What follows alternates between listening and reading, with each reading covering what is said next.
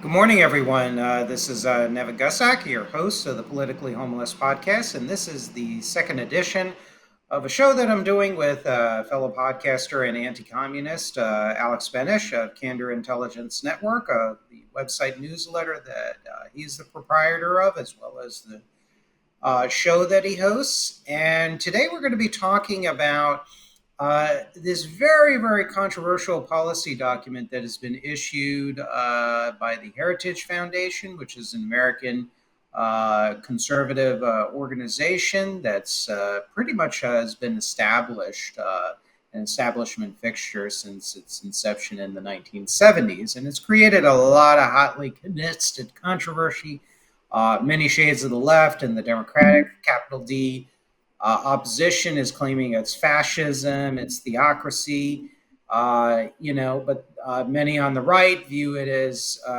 God's gift to the conservative movement, a fresh breath of fresh air. But then there are those that, have some questions and concerns while supporting some of the general goals of the conservative movement.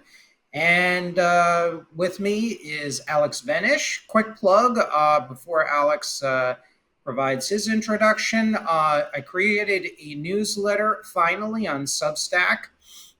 It is called Wilderness of Mirrors, Piercing the Veil of Strategic Deception and Corruption.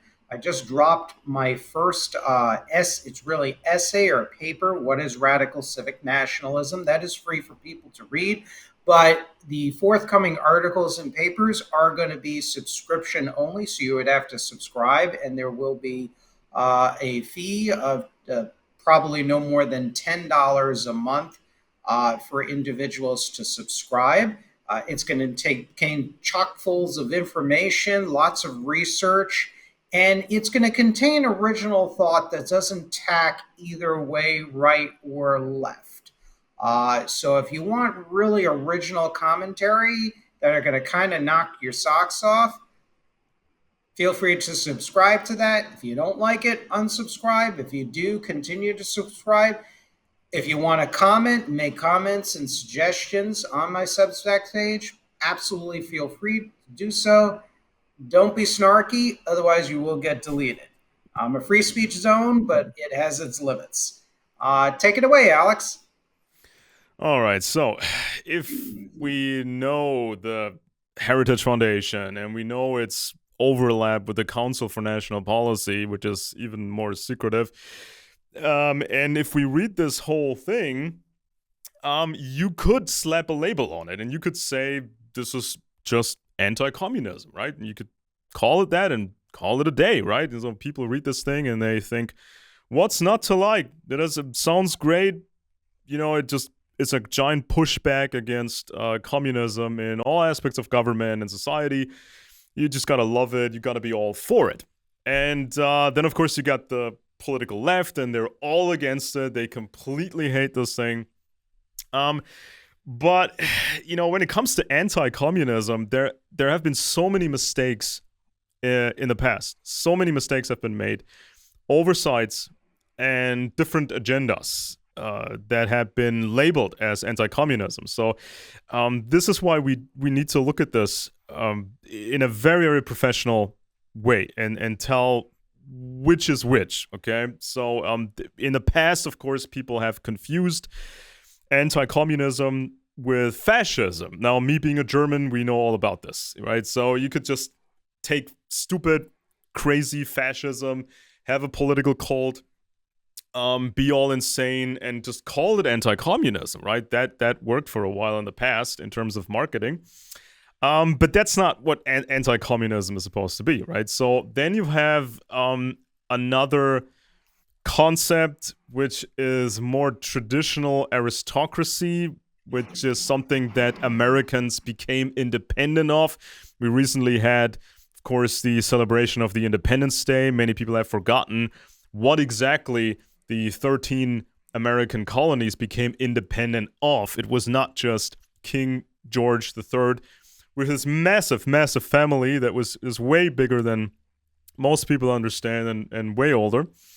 It was the British-style system of a quasi republic. Mostly, it was still an aristocracy or a monarchy. And these guys, they had it all figured out. So you have this tiny little elite class, and everybody else is just a peasant serf. And you can work your way up if you're born into the peasant serf class and you are smart or you have special capabilities and you're not going insane growing up and living among the serfs, the peasants. If you go through all of these trials and tribulations, because everything is designed to make it super hard for you, if you actually make it to a certain place and status, you can serve, you can become a special servant of the ruling class. And when you do that your whole life, your children may gain the same status or even higher, because this is a multi-generational approach. The British absolutely love this thing. So nowadays, when you see China trying a social credit system in communism, it's not too different from a perverted old aristocratic system. Now, of course, if people are really clever and they're really productive and they make new things, people should have more responsibilities and they should make more money and they should be rewarded. I'm not arguing against healthy hierarchies, because everything's a hierarchy in some sort. So, we need hierarchies. People with senior experience and senior qualities, they need to have more responsibilities. But I'm talking about Absolutely. a real world dysfunctional type of aristocracy, right? That's been around for a long time, for roughly 10,000 years of recorded serious imperial history, right? So this is sort of this dysfunctional stuff that Americans became independent of. So do you really want to go back to that system? Because if you have been born into the peasant class, which is most of us, you will probably never get out of this peasant class. Even if your dreams come true, Project 2025 gets implemented and the Republicans take everything over. If you're a peasant, you will remain a peasant for your whole life and your kids will remain peasants. If you don't know the right people, if you're not in the high-ranking Masonic Lodge meeting all these other guys, if you're not family linked to specific people, forget it. You will always remain a peasant, and it's not pretty.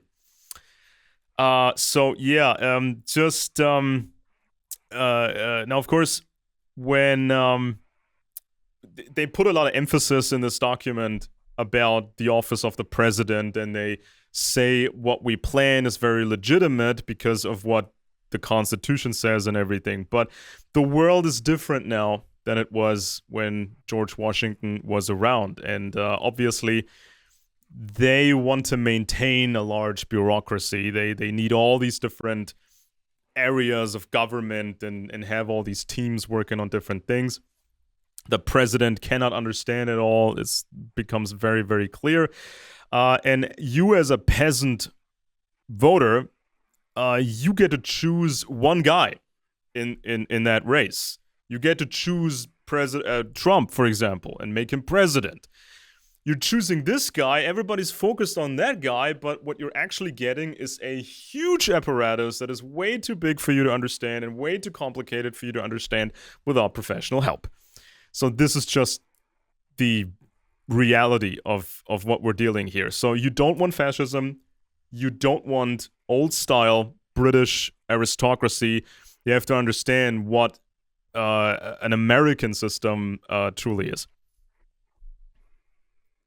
Yeah, no, that's a very interesting and solid introduction. And when we talk about fascism, I just want to point out that there is overlap in the ethics of fascism and socialism and communism. So they're really not the same thing. So really, fascism is a bad anti-communism, and that's of course word bad anti-communism is a term that was coined by the late Dr. Joseph D. Douglas Jr., who's a scholar on Soviet war planning.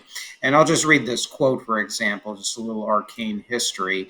According to the Italian fascist Minister of Justice and former editor of L'Idea Nazionale, which was the old Italian Nationalist Association newspaper. Alfredo Rocco said, "What fascism does not countenance is the collectivistic solution proposed by the socialists." And of course, we agree. And that's one of the many, many, many 100,000 different reasons why both of us oppose fascism and National Socialism. But when it comes to Project 2025, um, there are certain goals I agree with. I would say I agreed more with the national defense policies. I mean, they had good items on modernizing our nuclear arsenal and especially anti missile defense.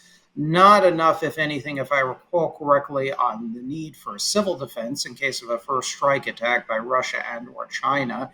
Nothing about really, the document is more than willing to shutter telecommunication firms for um, distributing pornography, whatever that means. But yet they're not willing to, and also, I think, register as sex offenders teachers and public librarians who purvey pornography. And I am a librarian by profession. We do not purvey pornography at the public library. There are no Playboy or Playgirl or whatever magazines are lying around on there. And, that's not something we generally do, especially actively, especially in the library that I work. However, but there's no jail time for major corporations like Raytheon that refuse to decouple from China, which was reported, what was it, last year or this year? The head of Raytheon said he cannot and will not decouple from China. They'll de-risk, but not decouple. So there are some concerns with priorities. Now, I'm kind of more, compared to our circle of colleagues, more kind of on the quote left or more comparatively statist wing of our budding anti-communist movement. So one area that I object to, where some in the audience and our circles may object to, is this Project 2025's privatization of public services, particularly institutions like schools. And there are several problems with that. And I live in the state of Florida here in the United States, which is ground zero for school privatization. And it has not overall benefited the public schools. In regards to teacher retention, in regards to teacher salaries, it has not necessarily made it more competitive.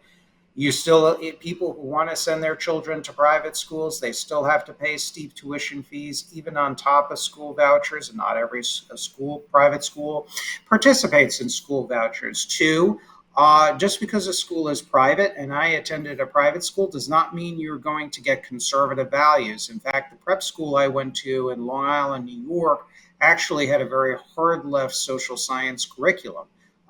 In certain courseworks, including a history of the Cold War that I took in a senior year, which was taught by great teachers, but the textbook was like Oliver Stone wrote it, as I mentioned in our last show.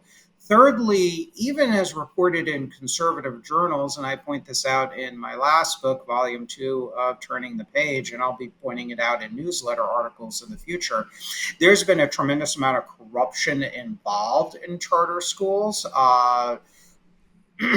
In regards to misallocation of funds, for example, and also allowing adversarial nations like Islamist Turkey or Communist China and even Russian investors having a role in the charter school movement, if I recall correctly. So there's a national security issue with privatization.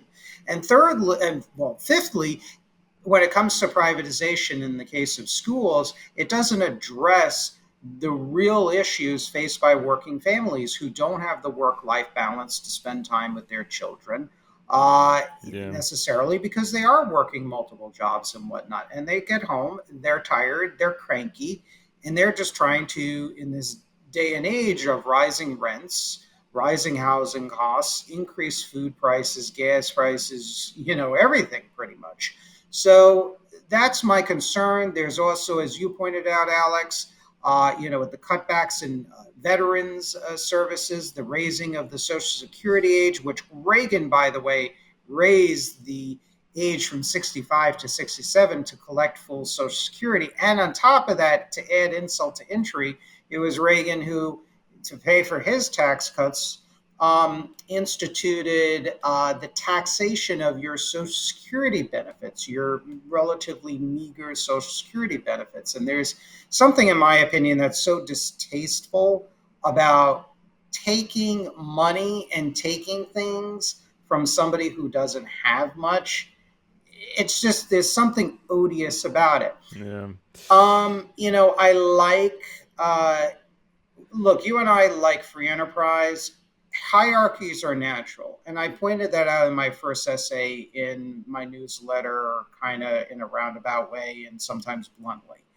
Nobody is born equal. Everybody has different skill sets and whatnot. But what the document does not do policy wise a good job of is ensuring equality of opportunity, because they claim they're for that, but they're doubling down on the same Reaganomics or supply side Mm. economics and just total Yeah, it seems blanket like it deregulation and destruction of unions, which have actually institutionally provided a lot of the benefits that we take advantage yeah. in the United States. It's not to downplay the role of capitalism and free enterprise. Let me make that clear, but you needed certain checks to put into place to push back on the real Yeah. abuses, which are I mean, now have been for 40 years I rearing its ugly head.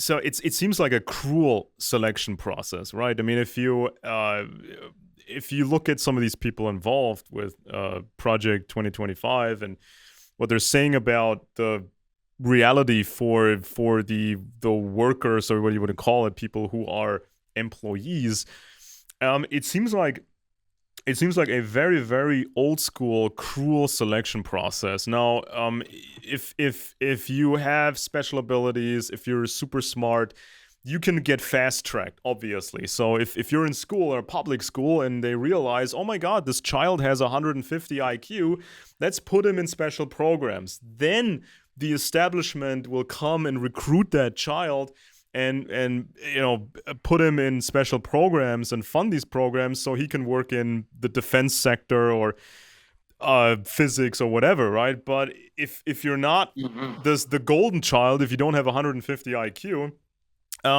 you may actually fall through the cracks, or you just have bad luck. And there's just these people are missing in your life that will tell you how the world works and that will get you on the right track. If you don't have that, you're just out of luck. And it's a very, very cruel type system. And I want to emphasize something else about that. Now, when you understand the empires and the history, and you realize I have been born into the peasant class, let's say the 90% or the 99%. If you've been born in the peasant class, the first thing you got to do is get rid of the peasant mentality.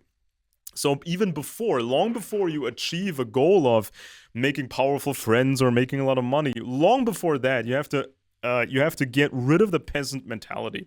And this is what I tell people: if you come from a very simple background, not much money, or even a very troubled background, you have to make the largest possible effort. You have to make friends. You got to be selective, and you have to use some of the techniques and mindsets used by elite people. There's a lot you can learn from them, and you have to adopt tricks and techniques in order to not function like an average peasant. So this way, even if you didn't have much luck, you can still increase the chances of success. So there are ways you can do to mitigate the inherent problems in the system. But when I look at Heritage Foundation, when I look at the Council for National Policy, and this goes even back to older organizations like Skull and Bones. I mean, these people have so much money, right? They could put money into the political process and advertising and everything. So why didn't they get a majority? Why haven't they already succeeded? I mean, the CNP was created in the early 80s. I don't remember exactly how old Heritage Foundation is, but It's the same people. And back then in the early 80s, they said, according to our calculations, right? And they had some really advanced models back then. They said, according to our calculations, within the next 50 years, there will be a left wing majority because the youth is turning left. So they said, we need to buy up airtime. We need to have Christian radio shows and just do all that, spend all that money in order to counteract that trend, or to just to create our own trend and have a majority in 50 years. But what happened is not a majority of conservatives. It's just this weird, almost exact 50-50 equilibrium between Republicans and Democrats. That is very, very strange. And so there's something funny going on. I don't trust some of the people involved with Project 2025 and the Heritage Foundation. And the CNP, we have to look really closely, because otherwise it's going to be the same equilibrium in the next 10 to 50 years, or even something worse. Maybe you'll end up in the classic British Empire, and if you're a serf peasant, you will always be a peasant, and there's almost zero chance of making it. So I got some notes here on the 2025 document as well, and some more on the CNP and these people behind it. So yeah. So what I noticed about the CNP was that their program was so simple. It was all about just Bibles and Jesus and family values. It was so simple, and they didn't really advance that much. And so by missing the trends and not understanding how young people today are different than young people 50 years ago, 100 years ago, the CNP program was not really that successful. I mean, they maintained the equilibrium, but not much more.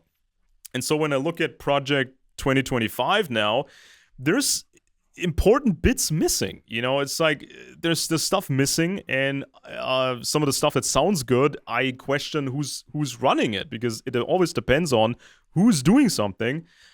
So that's why we really have to look into this more. I have an example here. This was from the CNP leadership. Now, the Council for National Policy is basically running the entire right-wing spectrum, from the mainstream to the more extreme guys, and a lot of the truther guys, the conspiracy activists. There were even CNP leaders who put out conspiracy books themselves about the New World Order and all that. So they try to run it all. But there may be some infiltration problems. There may be some significant people being compromised. So we have Texan Herman Paul Pressler III. That was a Houston judge, came from an influential family, oil business, was a key figure in the formation of the CNP, also served as the organization's president. In 2018, the Houston Chronicle reported that several men had been raped by him decades earlier when he was still a young priest. And Paige Patterson, also an important figure in the early history of the CNP, covered up the matter. So this is kind of the problems you're dealing with here. It may sound nice on paper and the radio shows and Jesus and the Bible and family values, but if you have an infiltration problem, it's not going to go the way you want it to go. Because who knew about this Pressler guy who was so powerful? Did the Russians know? Did the Chinese know? Did some, wannabe aristocrats in America, did they know? This can all Well, the go Heritage very badly. Foundation. Yeah, I don't mean to cut in. The Heritage Foundation, I wrote about it in my book, Sowing the Seeds of Our Destruction, Useful Idiots on the Right, and I'm going to be coming out with the Useful Idiots on the Right 2.0 paper. And the Heritage Foundation, there have been analysts from Heritage Foundation that have been thrown out, Richard Fisher and Stephen Yates, who are anti-Chinese Communist Party analysts, if you want to put it that way, that were very critical of Communist China's buildup. And they felt 2 decades ago that we should have delayed or not given China normal trade relations status. And because Heritage was at the time, and perhaps still to this day, funded by Hank Greenberg, who was the head of, or perhaps is still alive, the head of AIG, the major financial services and insurance group, basically had Yates and Fisher pushed out.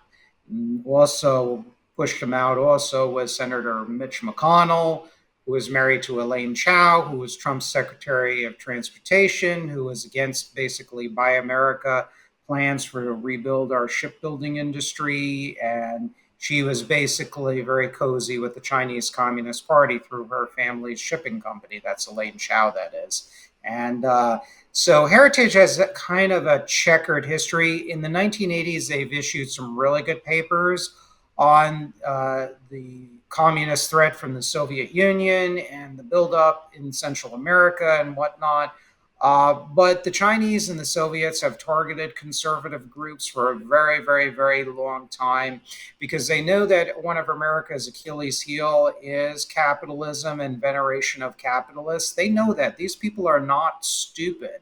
They might not they might run an economy right in the ground for an average citizen, and but as far as manipulation and propaganda and psychological warfare, the Russians and the Chinese and the old Soviets and their allies are second to none in their capabilities and their intelligence.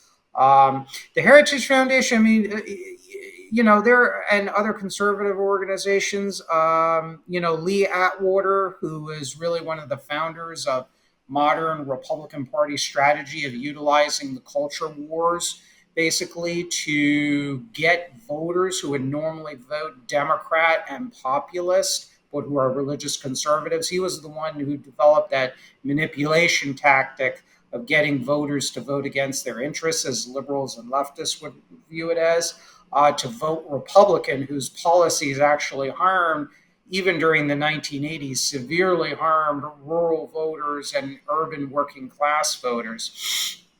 It was Lee Atwater that actually really spearheaded the partnership between the Republican Party and Conservative Incorporated, including the Heritage Foundation and the Chinese Communist Party as early as the late 1980s. I mean, you even had the Romanian and East German ambassadors to the United States. The East German ambassador at that time was a man by the name, you probably have heard of him, Alex Gerhard Herder, to the Republican Party conventions in the 1980s, which to me, in my opinion, I mean, not to sound like Wow. a cranky 49-year-old, but I'm sorry. A communist bloc ambassador should not be at any political party Yeah, but isn't this kind of convention. like this just to quickly interrupt you here. I mean, this is kind of the thing that I'm worried about when there's some weird stuff going on at the top behind the scenes. East talks to the West, West talks to the East. So, what kind of secret relationships will they cultivate with China or Russia? I mean, will they ever tell us Right. about that? Yeah. Well, you talk about Pressler. The East Germans and Jeffrey Nyquist, our friend and colleague, had brought this out about people. I think it was sources that were that were in the KGB. Sorry, Jeff, if I'm misquoting you, about the KGB running pedophile groups to ensnare Western diplomats and business people. The East Germans, and this was reported in the British press long after the fall of the old DDR, where the Stasi, which was the MFS, and HVA would deploy what was termed boy prostitutes. I kid you not. This is how, you see, ladies and gentlemen, this is how sick and messed up, and I'm trying not to use curse words because I get very emotional about this, of how Marxism, Leninism, fascism, National Socialism, Islamic variants of totalitarianism. That's how insane, bat batshit, I'm sorry, crazy these people are, which you can't do business with them, you can't trust them, you can't make nice with them, you can't trade with them, and you can't just talk freely with them without them trying to ensnare you. So the East German MFS, Ministry of State Security, and their Foreign Intelligence Directorate, HVA, would deploy boy prostitutes to East Berlin, to Leipzig at the annual Leipziger trade fairs, the Leipziger Messe, to ensnare countless Western diplomats, businessmen, government officials, and then blackmail them to serve as intelligence sources or agents of influence. So it's really possible that those in the Democratic Party, in the left, and of course we're talking about the right, They will use every pressure point, every weakness to ensnare these people. And that's why the East Germans, the Ceausescu's Romania, China, that's why one of the many reasons why they would deploy diplomats. And we know that these diplomats will often serve and double as either the station chiefs of their intelligence services, the or so-called residents, as well as other intelligence officers below that rank or level. Now concerning the English component, and this is just a few points, so bear with me. You mentioned the British roots of this, and I think that's a very good point, Alex. You're on to something. Thomas Malthus, and unfortunately, this is ingrained within a certain political currents and social commentaries here in the United States, given the British roots that we've been at least still partially steeped in. Thomas Malthus wrote a rather disparaging paragraphs of the poor and working classes. He wrote the cravings of hunger, the love of liquor, the desire of possessing a beautiful woman will urge men to actions of the fatal consequences of which to the general interests of society they are perfectly well convinced even at the very time they commit them. Remove their bodily cravings and they would not hesitate a moment in determining against such actions. And you see that carrying over in American political thought. Now, while I read the next item for the audience here, um, look, every class, and let me reiterate this, every social class, every race has its good elements and its bad Oh yeah. elements. I've met 5,001 rich people in the Coalition for a Prosperous America, like the Mr. Revere of Revere Copper, and other people like, and hats off to my dad and my brother and my stepmom, amongst others in my family. They are very, very wealthy. These are salt of the earth people that I met. These are people, rich people, who I would have no problem inviting in a government, let's say, Yeah. in some parallel universe I was president of the United States. I would invite them in a heartbeat to advise me on policy. There's a lot of good rich people. There's a lot of not nice rich people, just like there are poor people that carry themselves around that are entitled or criminal or whatever. There's a lot of poor and working class people that are really salt of the earth people that many of them that would give this shirt off your back, and many of whom are the first ones to fight our wars, to fight on behalf of this country here in the United States. It was largely a lot of the poor and working class and even middle class people that did. Now, fast forward later, and you're going to see the continuity of thought in Malthus's ideas, which has been glommed on by the so-called conservative movement, the Reagan Republican Party, in its discourse on welfare. You're going to see the same recycling.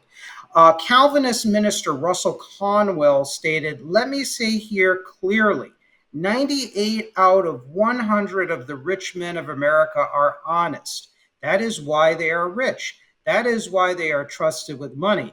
I sympathize with the poor, but the number of poor who are to be sympathized with is very small. To sympathize with a man whom God has punished for his sins is to do wrong. Let us remember there is not a poor person in the United States who is not made poor with his own shortcomings." Now, Hmm. I agree with you, and then after this point, you'll add comments and whatnot. I agree with you that people should not have the quote peasant mentality. I agree with you ideally. But what I also believe is it is important to give these quote peasants equality of opportunity, equality of only opportunity.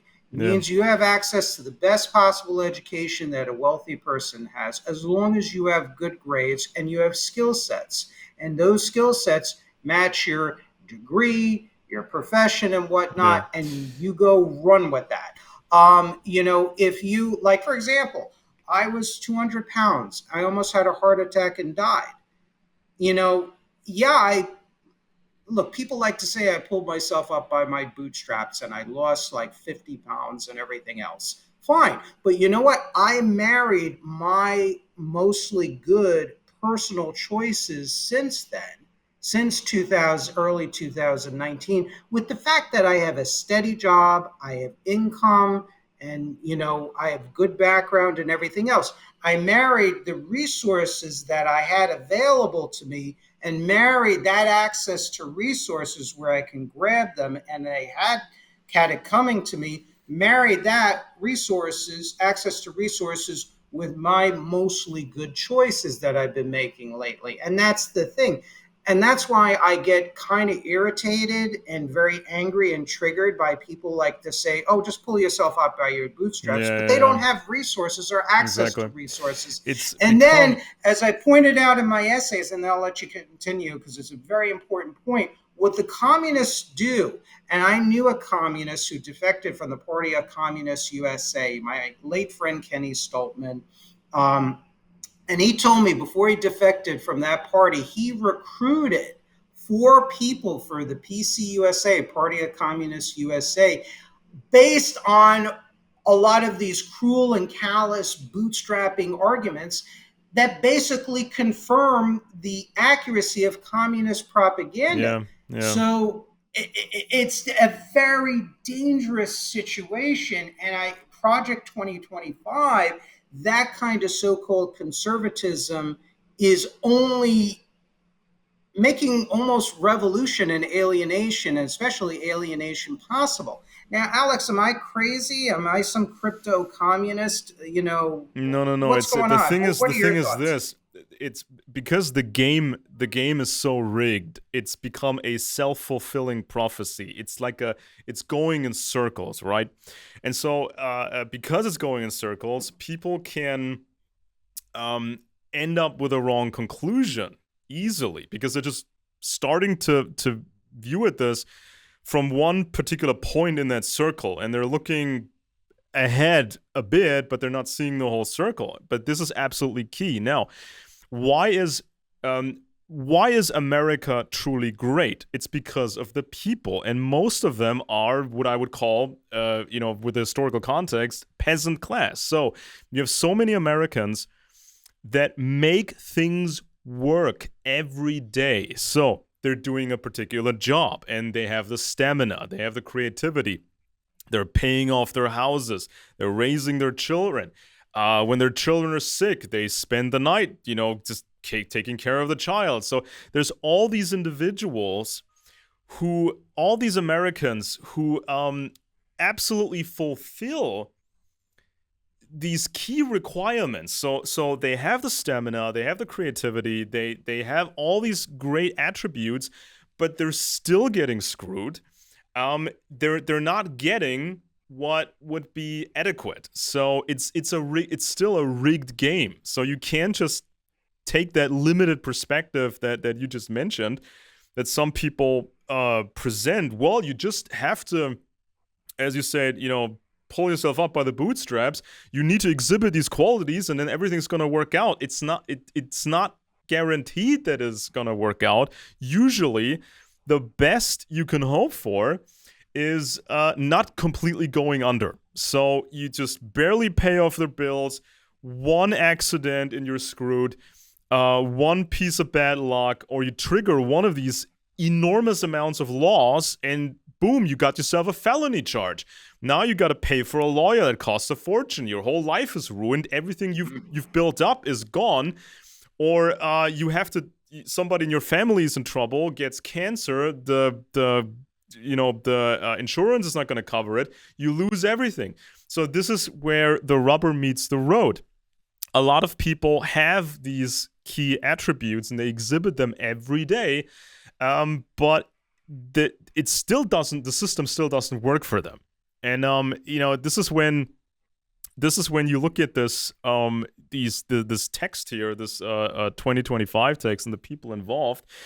Most of these people, they come from significant families. These people come from circles, and they go to these special universities, and you meet other people, and you're only going to marry somebody from that particular circle, and you get these business opportunities. And then if you show these qualities, then you can really make it if you have that help and if you have that background. So it becomes a self-fulfilling prophecy. People in power tend to in human history, people in power, they tend to rig the game so they don't get competition.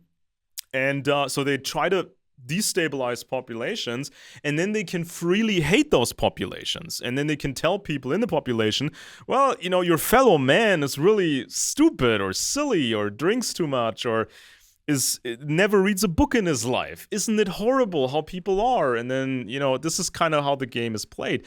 And I think it's a beginner's mistake, what many leftists do, especially young people. They assume it's like the movie Star Wars, where you got the big evil empire, and on the other side, you got the good rebels. And the rebels are all kind of good, and you have to join the rebellion, and every peasant is your friend. No, that's not how it works. So there are average people born into the peasant class. They make all sorts of mistakes because they didn't get the coaching. Nobody told them how these things work. And so you have a lot of problems in the peasant class, and you need to avoid these problems like the plague. You need to avoid these mistakes, and a variety of these mistakes I would call the peasant mentality. This is stuff that you've been programmed to believe, and it keeps you down. So there's a lot of people right now. They went to college, they got the grades, they have the student loans, they want to work, and they're already working, but they're barely making any money. They can never afford a house, so they're saying naturally the system doesn't work. There's something really bad going on here. This is all a mistake. And so you can't just fall into this circle, this self-fulfilling prophecy. And you can't just talk down to these people and say, well, you just, whatever. You're just dumb, or you just tried the wrong things. You can't just talk down to these people. Now, of course, there are some who study the wrong thing.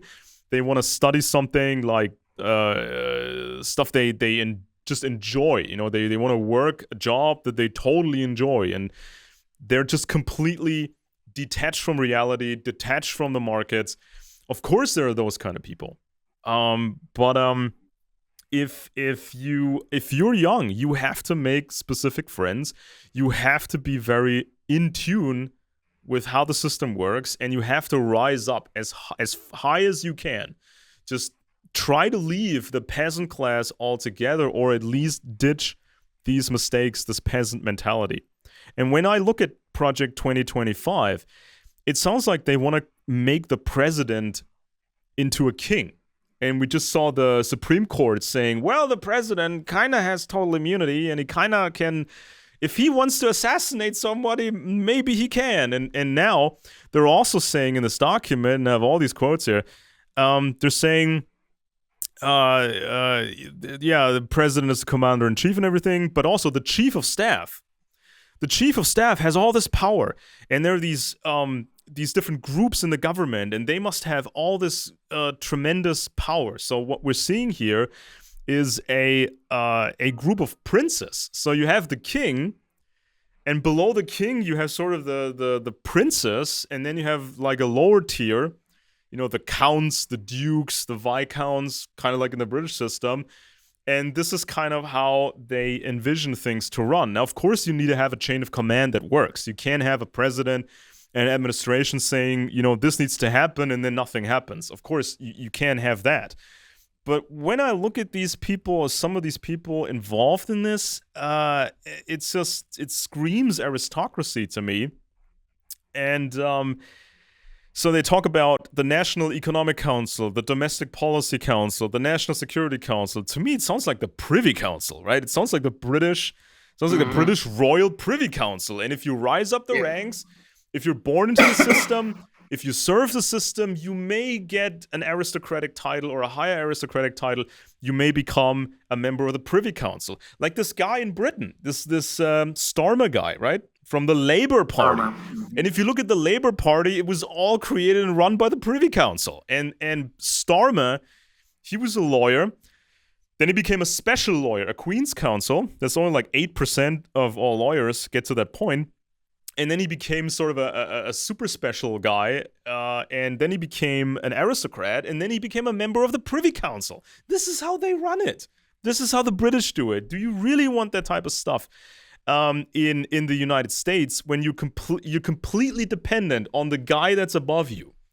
If the queen or the king has a funky deal going on with the Soviets, you're trapped in this. If they got some crazy plans, if they are into eugenics, if they don't need most people anymore, if they have some crazy plans going on, you have to go along because everything depends on your status in the system. It's super hard to maintain your status or expand it, but the moment they don't like you anymore, the moment they don't trust you anymore, you're done. Yeah, no, that's a good point. I mean, the Project 2025 in reference to the administrative state, they simultaneously want to deconstruct the administrative state, which of course appeals to a lot of the standard Reagan conservatives and libertarianism because they're opponents of what they just blanket refer to as big government, really whatever that term means. Because I think it's a big government or small government is, I don't want to say it's immaterial, but to me that's a false argument. It's the bigger and more interesting question, more relevant question is who does the government work for? Who controls the governments? Which interest groups or even countries have more control over the government than the American people and the various interest groups in American society vis-a-vis hostile foreign powers? So, and that's where I agree with Senator Elizabeth Warren. I know I'm going to like triggering brain aneurysms and heart aneurysms amongst some of the listeners, but she was right.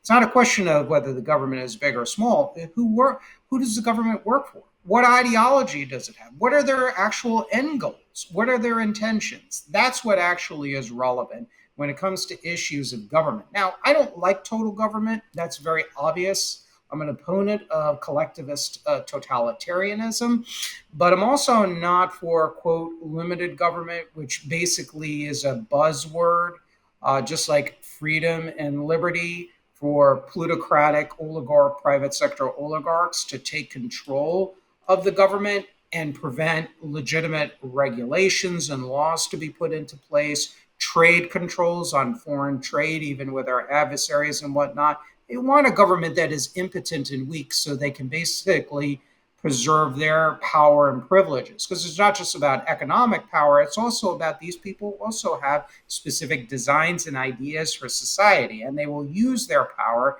translated in wealth. Wealth commands access, and the communists and the Nazis knew that.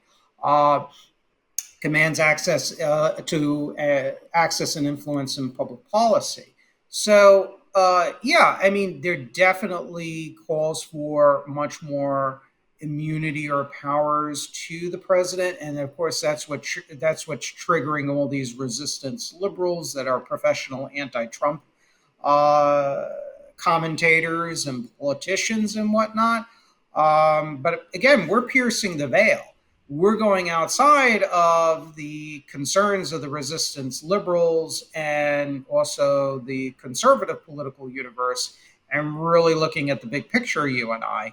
And what I see really and truly is not only if this government is restructured according to the strictures of Project 2025, who's to say that down the road that maybe perhaps a more progressive president, progressive leftist, progressive populist wouldn't use or abuse those powers or Oh yeah. immunities that would be provided in this planning document. The other thing is word about the deconstruction of the administrative state. You need an administrative state, like it or not, to carry out various public policies, including, for example, controls on trade. I mean, national security requirements. National security covers so many things because the Russians and the Chinese are probing all of our weak points, our pressure points, that it's going to require uh, professional intelligence people and civil service to watch for things. Just because you have administrative state, of course, you have to have very strong national security controls, which we failed, and that was one of President Franklin Roosevelt's biggest black marks, as well as his successors, was uh, sabotaging at times these controls on communist infiltration of the government, and not only FDR, but also his successors all the way through to the present, or just ignoring the problems. So that's an issue right there. But you need an administrative state to carry out the functions of government, to curb the excesses of capitalism, to protect your water, to protect your health, protect your environment. And what Project 2025 does is like really dismantles the administrative state, or if the bodies are kept in place, you were mentioning offline, like the Federal Reserve or the Federal Trade Commission, they would really limit their powers and render them almost meaningless, essentially. Like, I don't know, people just sitting in their office and they would just be given very sort of limited duties, really, when the job of the FTC, and this is one of the areas where I do praise Lena Khan, they're preventing mergers and acquisitions and saying no from companies that are consolidating further and further and further. And that's a good thing. You know, Lena Khan, the current Biden administration FTC chair, for example. Again, this show is not about ideology, you know, so if you don't like what I'm saying, that's cool. You can tune out. But all I'm concerned about is creating, from my side of the Atlantic Ocean, a really truly better America, and what policies work versus what don't work at all, and what upsets the American people, whose effects really upsets average Americans. So, Yeah. you know, I to mean, be continued. Yeah, that's my take on the administrative state. Just because it's, quote, a government bureaucracy doesn't mean it's always bad or useless. The civil service, it's important to have an impartial civil service that is non political with proper national security checks. Because if a president starts, whether they're Democrat or Republican, and this was a problem during the Gilded Age, the spoils system, where you had tons and tons of staff and bureaucrats and department heads that were basically appointed by the president, forget it. yeah. That's I mean, isn't crazy, it under you know?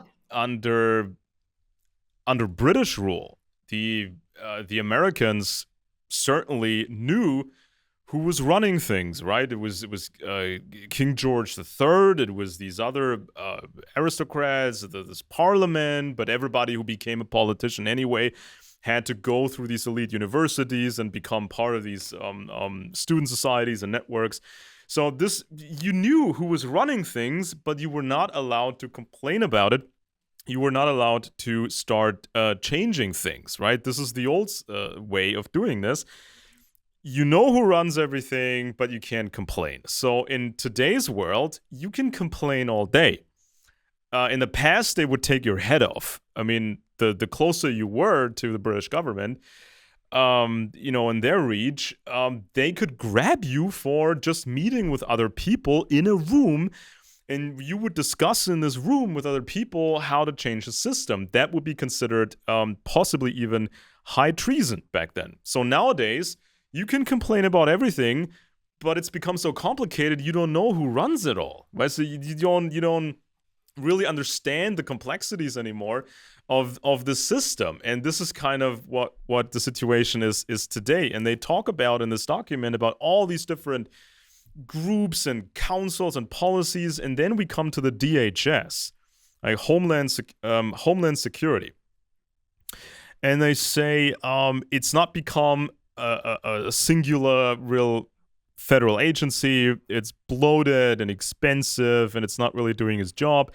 And they say DHS has also suffered from the left's wokeness and weaponization against Americans, whom the left perceives as political opponents. Well, fair enough. Then they say, they talk about the immigration issue. They want to reform ICE. ICE should be directed to take custody of all aliens with records for felonies, crimes of violence, DUIs, previous removals, and any other crime that is considered a national security or public safety threat as defined under current laws. Now, this also ties into the infiltration of America through migrants. Now, these could be Chinese networks, these could be Russian networks, all kinds of networks. They're trying to flood America with migrants, and then develop them as assets, or they promote some sort of anti-American, anti-white racist stuff, like some of the Latinos that have been doing. So this is some of the stuff that's in the document, and it sounds really great. And so people would want to go along with this. But haven't we heard this before? I mean, these circles have been talking about this stuff for decades or even generations. Have they really made a fundamental change? Not really. So every time you get a Republican administration, they're not really changing things that much with the border and the migration in total. So I'm kind of skeptical on that. And when it comes to anti-terrorism, obviously the DHS and the FBI, they need to be aware of all kinds of threats.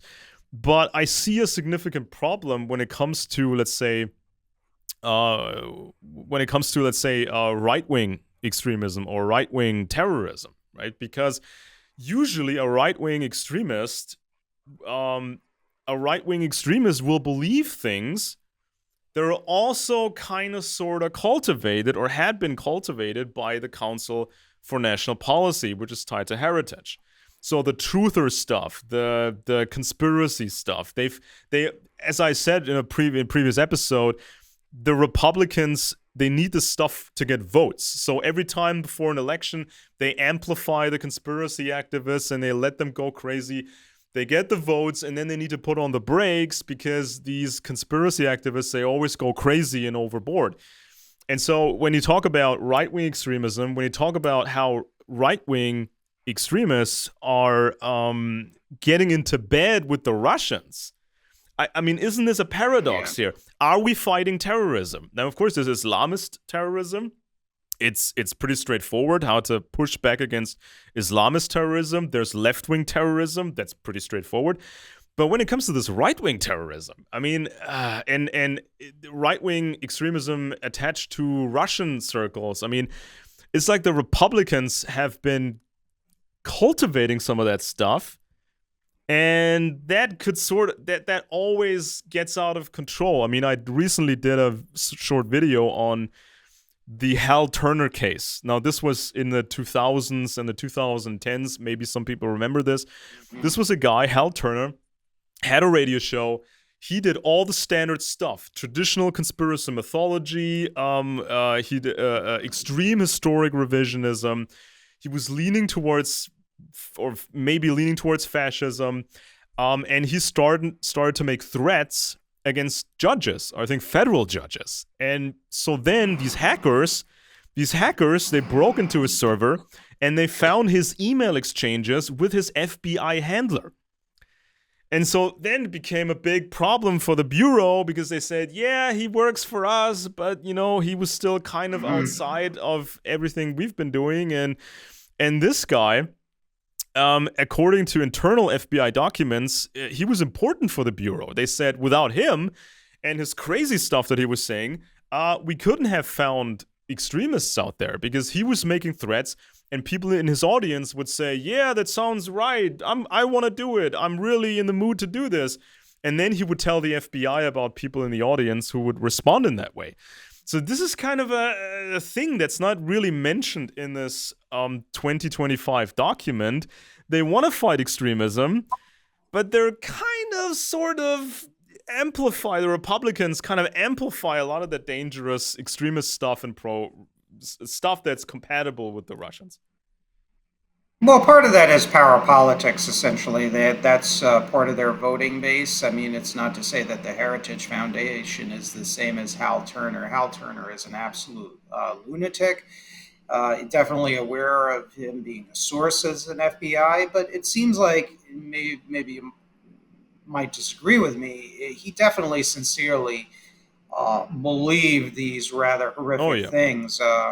Oh yeah, And he I'm got going to read something. $100,000. Hal Turner, just like the various communist groups and a number of the hardcore anti-American elements of the left. People like Hal Turner are basically, in words, treason. I call it treason of the heart or traitors of the heart. In July 2022, he stated, the USA has become a woke cesspool of third world slums, meth, heroin junkies, rabid feminists, and neutered femboys. Am I really supposed to care if 90% of it is annihilated in a nuclear fire, meaning an attack by Russia and China? But people say, but my freedom, America, fuck yeah.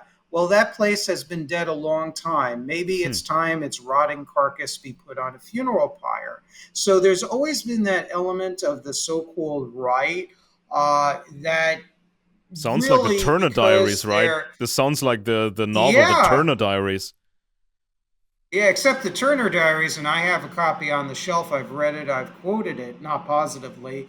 That's actual. I compare it basically to the most radical elements of the SS, like in the writers of the SS newspaper, Der Schwarze Corps or the Black Corps. Combine that with Pol Pot's communism, and that's the society that's built in the Turner Diaries. Who William Pierce, its author, basically left the John Birch Society because he disagreed with its anti-racist and ostensibly pro-Jewish stance, even though the Birchers have an interesting pipeline of people that have become advocates of racial socialist totalitarianism or racial collectivism, white supremacy, if you will. But that's an interesting topic for a different show. But yeah, they're part of it. Part of the conspiracy activists, the people that follow Alex Jones, and you have people like Owen Schroyer and others, and they basically are kind of the shock troops for Republicans, including ones that are ostensibly populist and nationalist, like Trump. But at the end of the day, there are times where they do these sort of gyrations, these conspiracy activists. It was a long time ago in the late 1990s and early 2000s.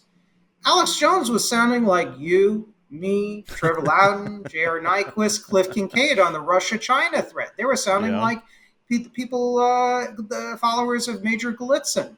Um, but on the other hand, starting around 2008, he made a complete shift.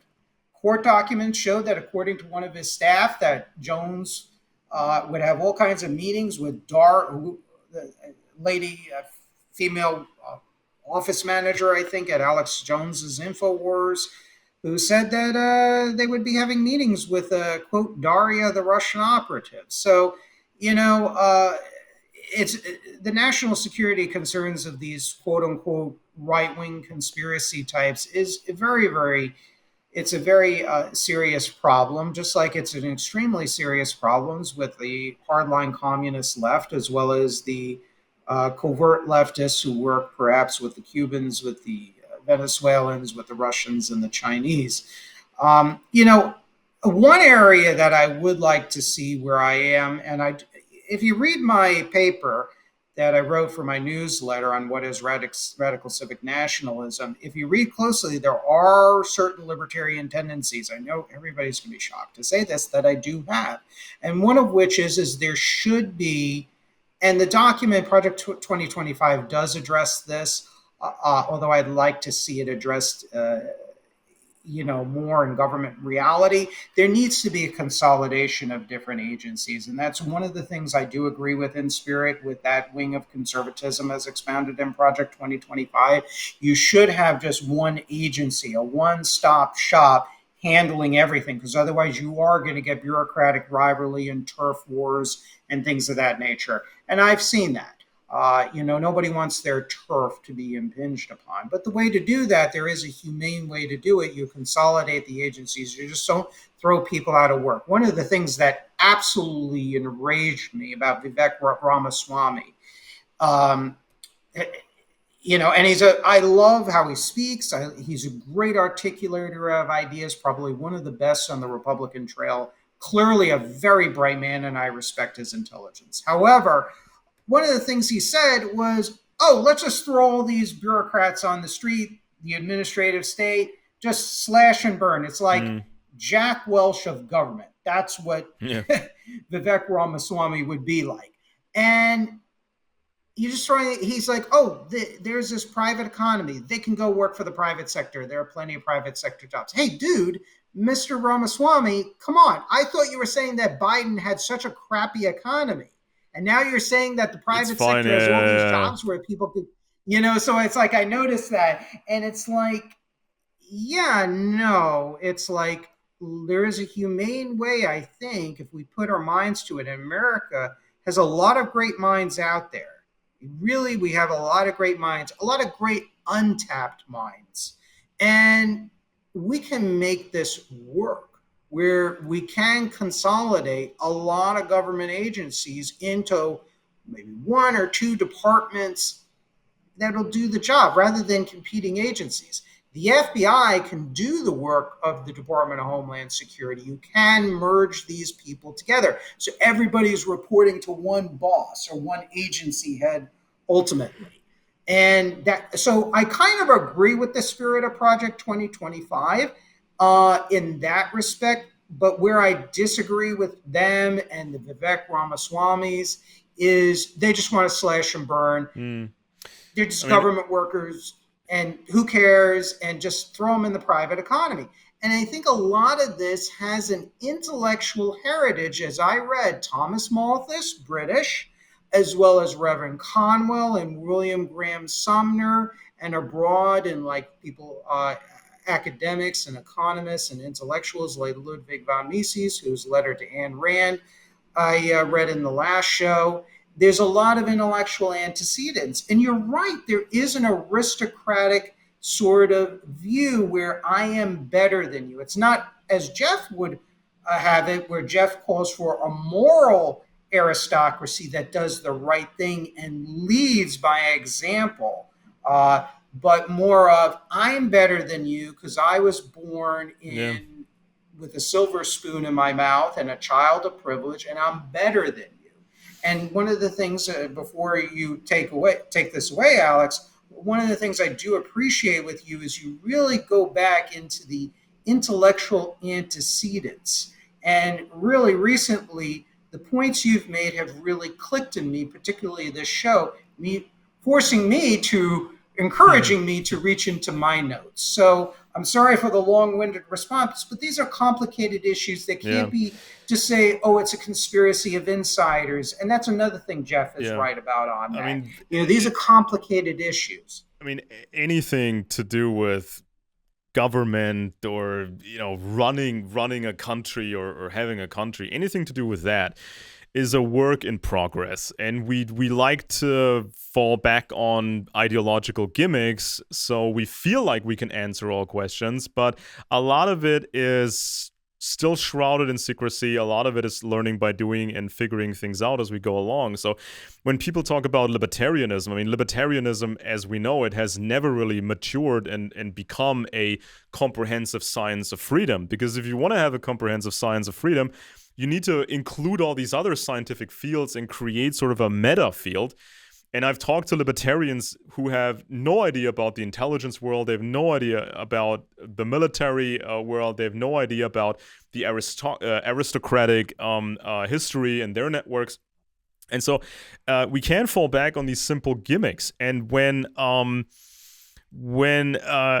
so recently, Donald Trump was confronted with Project 2025, and he kind of played dumb, and he said, I don't really know what it is, or I don't really know the people. Obviously, these people have worked for him and worked with him, and they will work for him when he gets into office again. And I don't think necessarily that he read the document, especially not all of it, because he usually doesn't read. But still, I mean, he played dumb, and then he distanced himself from it somewhat. And then came these influencers like Alex Jones, and they became hopping mad because apparently Jones's audience, it seems, loves Project 2025. And the more the left hates it, the more they love it. And so then it becomes this pressure. Alex Jones needs to support Trump and that hype, but he also he needs to call Trump out for distancing himself from this project. But when we look at this chapter here about the intelligence community, it says this: an incoming conservative president needs to use these intelligence authorities aggressively to anticipate and thwart our adversaries, including Russia, Iran, North Korea, and especially China, while maintaining counterterrorism tools that have demonstrated their effectiveness. So here's the paradox. How can somebody like Alex Jones, how can Alex Jones say, I love this program or this is the right thing?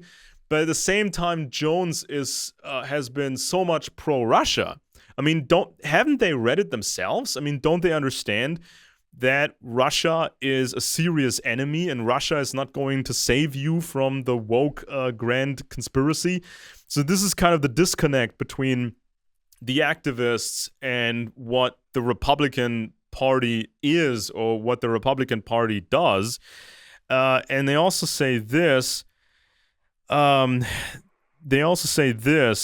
an incoming president must understand that today's intelligence competition could well require analyzing technologies the US does not have or compartmentalizing certain information, as was done during the Cold War, because of intelligence penetration. A future president's ability to drive the resources needed to defeat another nation state giant should therefore be the focus of near term intelligence community reforms. So how can you then, as a right wing or truther influencer, how can you then complain and whine about counterintelligence efforts to push back against this Russian influence? That's one point. And the other thing is this: where do they properly address the true level of intelligence penetration? They talk about the Cold War, and they say, well, we used to have more compartmentalization and all of that. There was a problem with moles, but what about the super moles? What about the stuff that James Angleton was going nuts over because he was trained to find regular moles, people who sell information to the Soviets? But then he found out his own counterintelligence department is compromised. There's people above him that are compromised, and there's people above them who may have British connections, and the British have some weird deal going on with the Soviets that's very secret. So there's all this insanity that was never properly addressed, that others have addressed, like yourself or Jeff or others. So I don't see any solutions being presented. I don't even see the main problems being addressed, because when we talk about heritage, we talk about the CNP, we talk about Skull and Bones, and Skull and Bones has British roots, and Skull and Bones was the group that sold everything to the Soviet Union.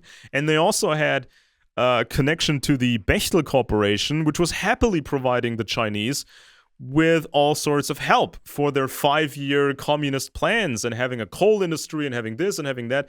They helped China, and Henry Kissinger was cheering this on. So where is that stuff addressed? I don't see anything. Yeah. And then Yeah. In fairness, oh, go ahead. Go no, ahead. Go go ahead. ahead. Yeah, the Project 2025. The defense, the national defense section was its strongest part. But you're right, as I mentioned some examples before earlier in the show, it has its holes, and it did not address the issue of supermoles or intelligence penetration at all. Now, I applaud them regarding pointing out that Russia, China, Iran, Venezuela, to name the countries that were listed, were threats or rivals in the region and around the world. They did kind of hedge, very similar to the trade issue, and I wanted your comments after I'm done speaking on the issue of trade with China. This debate between Peter Navarro, who served as Trump's trade advisor or one of his trade advisors, and versus this person, I forget the name, from the Competitive Enterprise Institute, which is a libertarian globalist think tank that is very much in favor of trade, free trade at all costs, including with China. But before we get into that, there was this sort of kind of debate between the two, rather than the Project 2025 taking a firm position on the issue of trade with our adversaries. One of the things I would have liked to see was also the reestablishment of what used to be COCOM before President Bill Clinton Oh yeah. abolished it in the mid 1990s, where you have to face the rising Russia China threat. to have a much better staffed COCOM. COCOM was a very thinly staffed agency during the Cold War and the immediate post Cold War period. Um, I would like to see, because there is such a huge problem with sanctions busting and sanctions violations against Russia and China. Robin Brooks, who's a Goldman Sachs financial person, who has a great Twitter page. I recommend everyone follow him. And he talks about how so many European countries, even the United States, violates the sanctions left and right, and they use Central Asian countries like Kazakhstan, Uzbekistan, Georgia, the Republic of Georgia, and others as conduits for trade, including strategic trade with Putin's Russia. There needs to be a COCOM that needs to be uh, reestablished that will try to the best they can to put an end to this. I would have really, that's a major issue. I mean, you look at how India is refining Venezuelan oil, a reliant Yeah. energy, in violation of the sanctions. And it's the same with their partnership with Russia. So that's something that I would have liked to see more of a firmer commitment to in the Project 2025 document. I Um, think it and overlaps. I think with the supermole issue, just the problem is that Angleton and his colleagues, along with the revelations of Major Anatoly Golitsyn, is become so toxic. It's been viewed as what has been termed by Angleton's enemies. He was guilty of sick think and the monster plot and everything else. It has become, in the eyes of basically mainstream intelligence community, so discredited that nobody wants to bring it up, even though the evidence is piled in about supermoles. You take a look at the revelations of the former Cuban General Directorate of Intelligence, DGI Major Florentino Aspalaga, and he revealed that the DGI, the Cuban DGI, basically turned all of the CIA's agents in Cuba into double agents by the early 1960s. And that continued until Aspalaga's defection in Austria, ultimately to the United States. Drove from Czechoslovakia, where he served as a intelligence officer at the Cuban embassy in Czechoslovakia, I believe, drove across from Czechoslovakia, if I recall correctly, into Austria and defected ultimately to the United States. You look, and I know you know this, Alex, in Germany, in East Germany, the MFS and HVA, the CIA's agents and sources in East Germany, the old DDR, were all turned or mostly turned against the CIA, and they were turned into Stasi sources. You look at Robert Hansen, the FBI turncoat traitor who worked for the Russians, and Russia of the 1990s, supposedly the friend of the United States.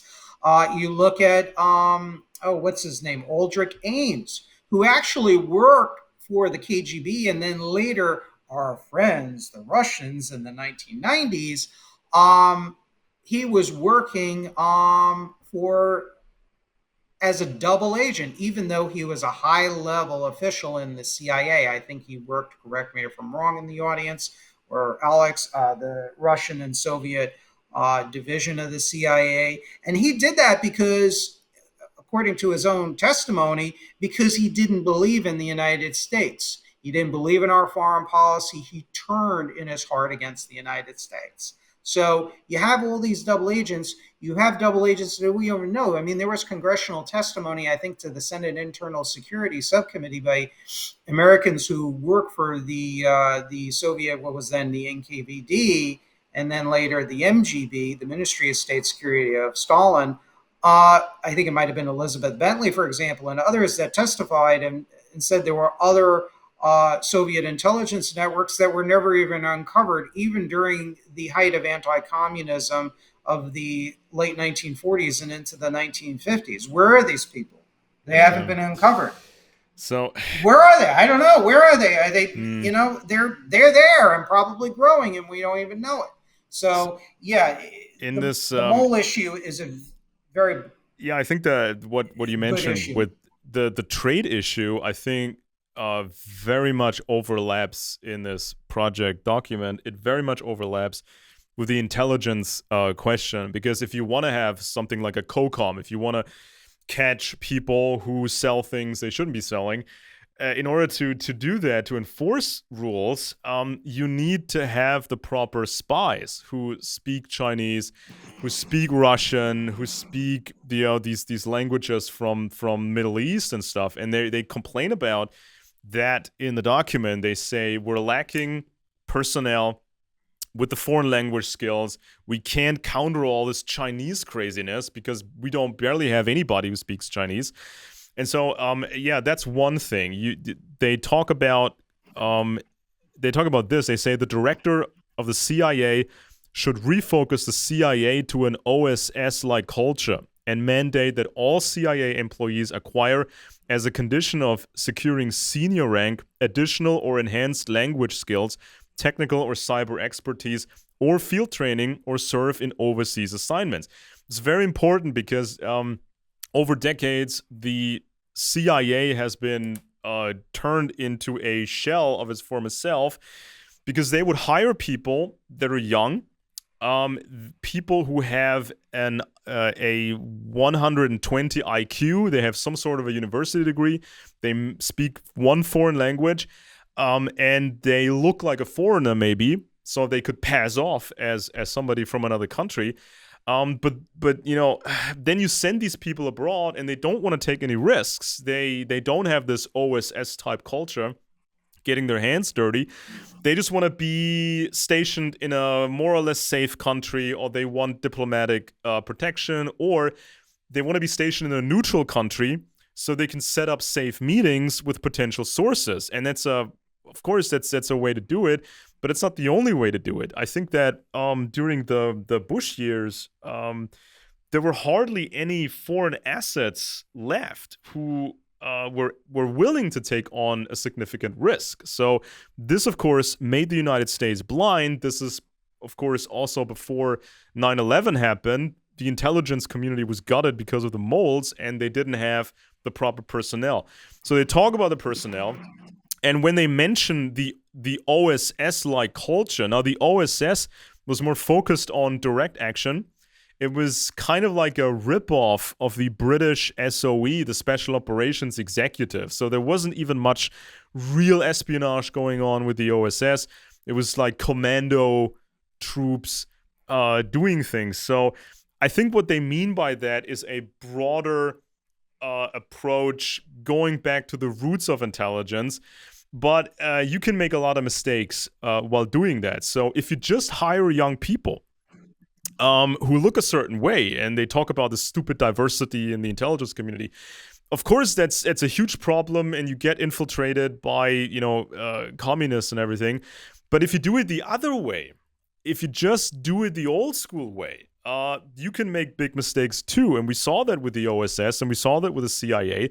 They had their own performance assessments of themselves, and these assessments, they were classified for a long time, and when we finally got to read it, their own assessment about themselves was terrible. They said our intelligence is bad, the communists are feeding us garbage, and we just write up that garbage. Many problems, even though the OSS and then the early CIA, they had recruited people from the higher classes in society. They went to Yale. They got people from Yale, they got people from Wall Street, some adventurists who had experience in foreign countries, with certain corporations.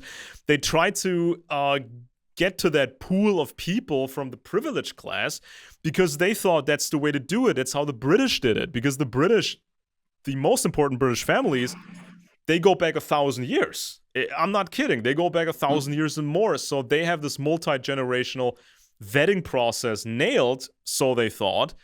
But when you try to copy that stuff nowadays, especially in America, you just take people from the privileged class and you give them the senior positions in the CIA. If you have a breach in that privileged class, you're screwed, because people don't want to go after their own cousins or somebody from their own family. If somebody becomes suspicious or somebody acts in a certain way, it's hard for you to go after that person because now it's the reputation of him, it's the reputation of the family, maybe your own reputation on the line, and you don't want harm to come to these people. And this is, I think, what ultimately screwed the British because they thought they had it all figured out. They had a thousand year history. They had their own circle, their own family intelligence service. But then they got sort of infiltrated by the communists. And once the communists have somebody or compromise somebody like Lord Louis Mountbatten, it's a crazy situation because then this aristocrat mole or asset can protect other moles. And so if the breach is on the British side or in a liaison group between America and Britain, how do you get to that mole? How do you find that breach when that breach is not even happening on American soil? So if you do it the modern way, the left-wing way, nothing but problems. But if you do it this old school way, recruit people from the privileged classes, that can backfire too. Sure. It all depends. Class, and there are some people that have complained on my Twitter and elsewhere that, oh, Nevin, why do you look at everything through class, a class basis? And look, I mean, yes, class is very important and class divisions are very rife in the United States, but look, there are going to be good and bad elements in every social class, number one. Number two, and that's how I kind of look at everything in general. There's always exceptions to the rule. Everything is always more complicated than that. And I think you gave a great historical view. I think your work on Lord Louis Mountbatten really gave me pause. I was like, wow. Yeah. In your latest book that we talked about. But let's talk about the intelligence culture because it's the Project 2025 really likes to beat up on woke everywhere you go. Now, what is woke? And perhaps we can do a show on that. But putting that aside, the intelligence failures and the challenges faced by the American intelligence community and the intelligence communities, in my opinion, of the free world have always been rife and problem before woke became a vocabulary word, when woke basically means you woke up in the morning to get your coffee or tea and go to work. And I want to read something. It's another newsletter article that's coming out called The History of Intelligence Failures and Defections Within the CIA. And this was when James Angleton, when he was pushed out of the CIA's counterintelligence department, Raymond Rocca, who is Angleton's head of research of CIA counterintelligence, briefed the new incoming counterintelligence chief, George Kalaris, on Soviet intelligence practices and strategies. And I'm going to read this, and then we're going to have a good discussion on this. Rocca offered to brief Kalaris on the deception operations of the Lenin era. Kalaris ignorantly responded, "But that all happened a half a century ago. I want to know what's happening now." And of course, I said Kalaris could not comprehend that our adversaries would reuse old strategies to deceive and ultimately defeat the West through disinformation. If an intelligence strategy was successful in the past, why wouldn't Moscow or Beijing or wherever would try to use them again? Now, let me read what the North Vietnamese Prime Minister during the Vietnam War, I think in 1969 and 1970, Pham Van Dong, stated to American anti-war leftist activists, many of whom, let's just lay it out on the table, are traitors to the United States. You visit North Vietnam, you make propaganda and sabotage, and do worse things against American forces and allies. As far as I'm concerned, you're a traitor. Sorry, it's just the way it is. Prime Minister Pham Van Dong of North Vietnam stated, "You have to fight this war with intelligence, not with computers. The computers merely multiply man's stupidity thousands of times." And look, I despise communists, but I can't help but thinking, man, these people have the picture. And that's when you read statements like that, it's like, oh my God, they understand us better than we understand ourselves. And what And I think you brought up a very good point, Alex. And when you mentioned the lack of discussion really about moles and supermoles and things of that nature, the deeper aspects of strategic deception, that's what reminded me. You reminded me of this piece that I was working on and the research that I had done and found this a few years back, some of this information. And you're right. This notion of deep level strategic deception practiced by even comparatively economically weak countries that were adversaries of the United States needs to be made front and center. So the problem is not merely wokeism, if you want to call it that. The problem goes deeper. Before even wokeism was even a thing and created and entered our political parlance, the political discourse. So, what are your thoughts about what I've read to you, the exchange between Colares and Raqqa, as well as what the former North Vietnamese Prime Minister, Pham Van Dong, who is a very, very well known, well established Vietnamese communist in Vietnam's Communist Party history. What do you think of that? What do you mean exactly? What aspect are you referring to? The depth, I guess, what I'm saying, that the fact that really the intelligence failures are cultural in the CIA, that it Oh yeah. predated wokeism, it's a lack of understanding of strategic deception. It's this Yeah, I think that short-sightedness of Colares. what I It's would like, oh, it does not happening yeah, now. yeah. Everything that matters Um is now. We can't look at the past and assume that other yeah. countries are going to recycle Hmm. strategies I think that that worked for them in the past. I think I think the issue here is this, in my opinion. So when you recruit an average person, let's say average middle class, if you want to call it that, or maybe even lower middle class, yeah, person with good grades and speaks foreign languages and is willing to take risks, everything. You recruit a person from the peasant class for intelligence. That person has a variety of experiences in his life. Is his life so far, right? So it's likely that this peasant class person it's likely that this person has experienced bullying. It's likely that this person has attachment issues, because in the peasant class, it's become increasingly difficult to make true friends. To have a deep sense of loyalty towards other people from the peasant class. And I think that's way more of a problem in Germany than it's in the United States. Because there's a huge difference between Americans and Germans, even though there's common roots oftentimes. I've gotten to know several Americans over my life. Personally, I also have relatives in America, and they're just different. So even when Americans complain about problems in society, there's still a lot more substance in America than you could find here. But still, this becomes a bigger issue in America. So the average person from the peasant class has attachment issues. They have issues and problems with authority, because maybe the parents were making serious mistakes. The teachers were not good. There were no real role models that they had access to. So the experience of a peasant class person is really, really problematic. So if you recruit a peasant into the CIA, for example, or the FBI,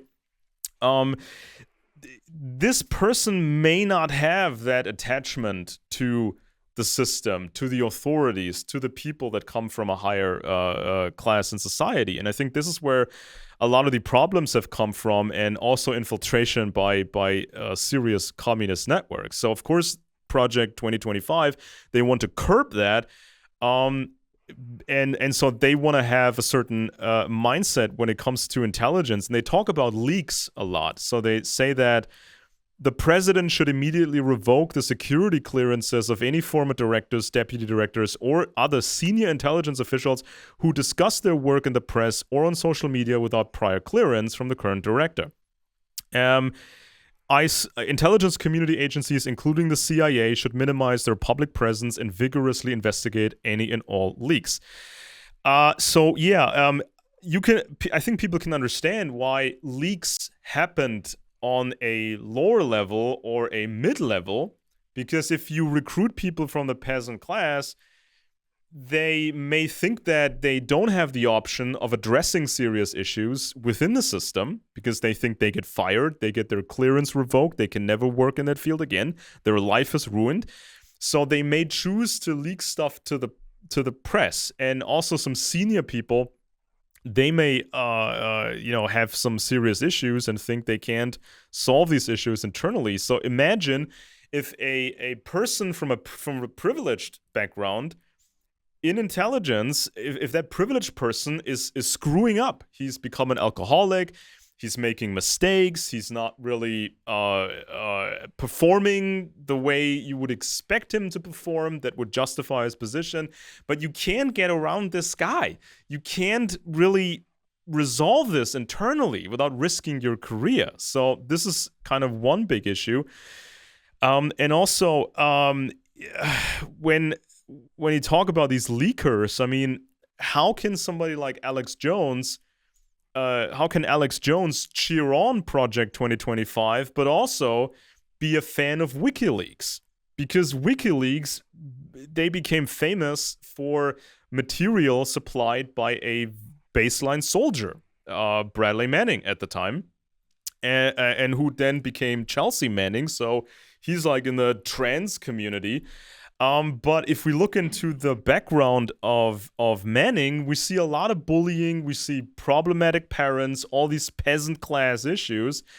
And I think that's what ultimately made him leak that stuff and think this is the way to serve America by divulging secret information. And this was, of course, a super terrible choice from that soldier because he couldn't understand what problems he would cause by this. And so, yeah, I mean, of course, you need to protect the secrets. This is very important. But if you go into the other extreme, like suggested through this 2025 document, if you make it old school, it almost sounds like the British Official Secrets Act. In Britain, if you leak anything, if you question anything, if you mess with the rules in any sort of way, you are done and over. You can get expensive lawyers. It doesn't mean a thing. The British can squash their own people if they misbehave in any way. But what happens if you have a Lord Louis Mountbatten? What happens if you have other weird people that appear to be moles or pave the way for other moles? How do you deal with this in the British system, and how do you deal with this craziness in the American system if they go to the other extreme and say any leaking is illegal, you can't talk to the press, it's going to be so authoritarian? Is the leadership good enough to justify this inquisitorial type system?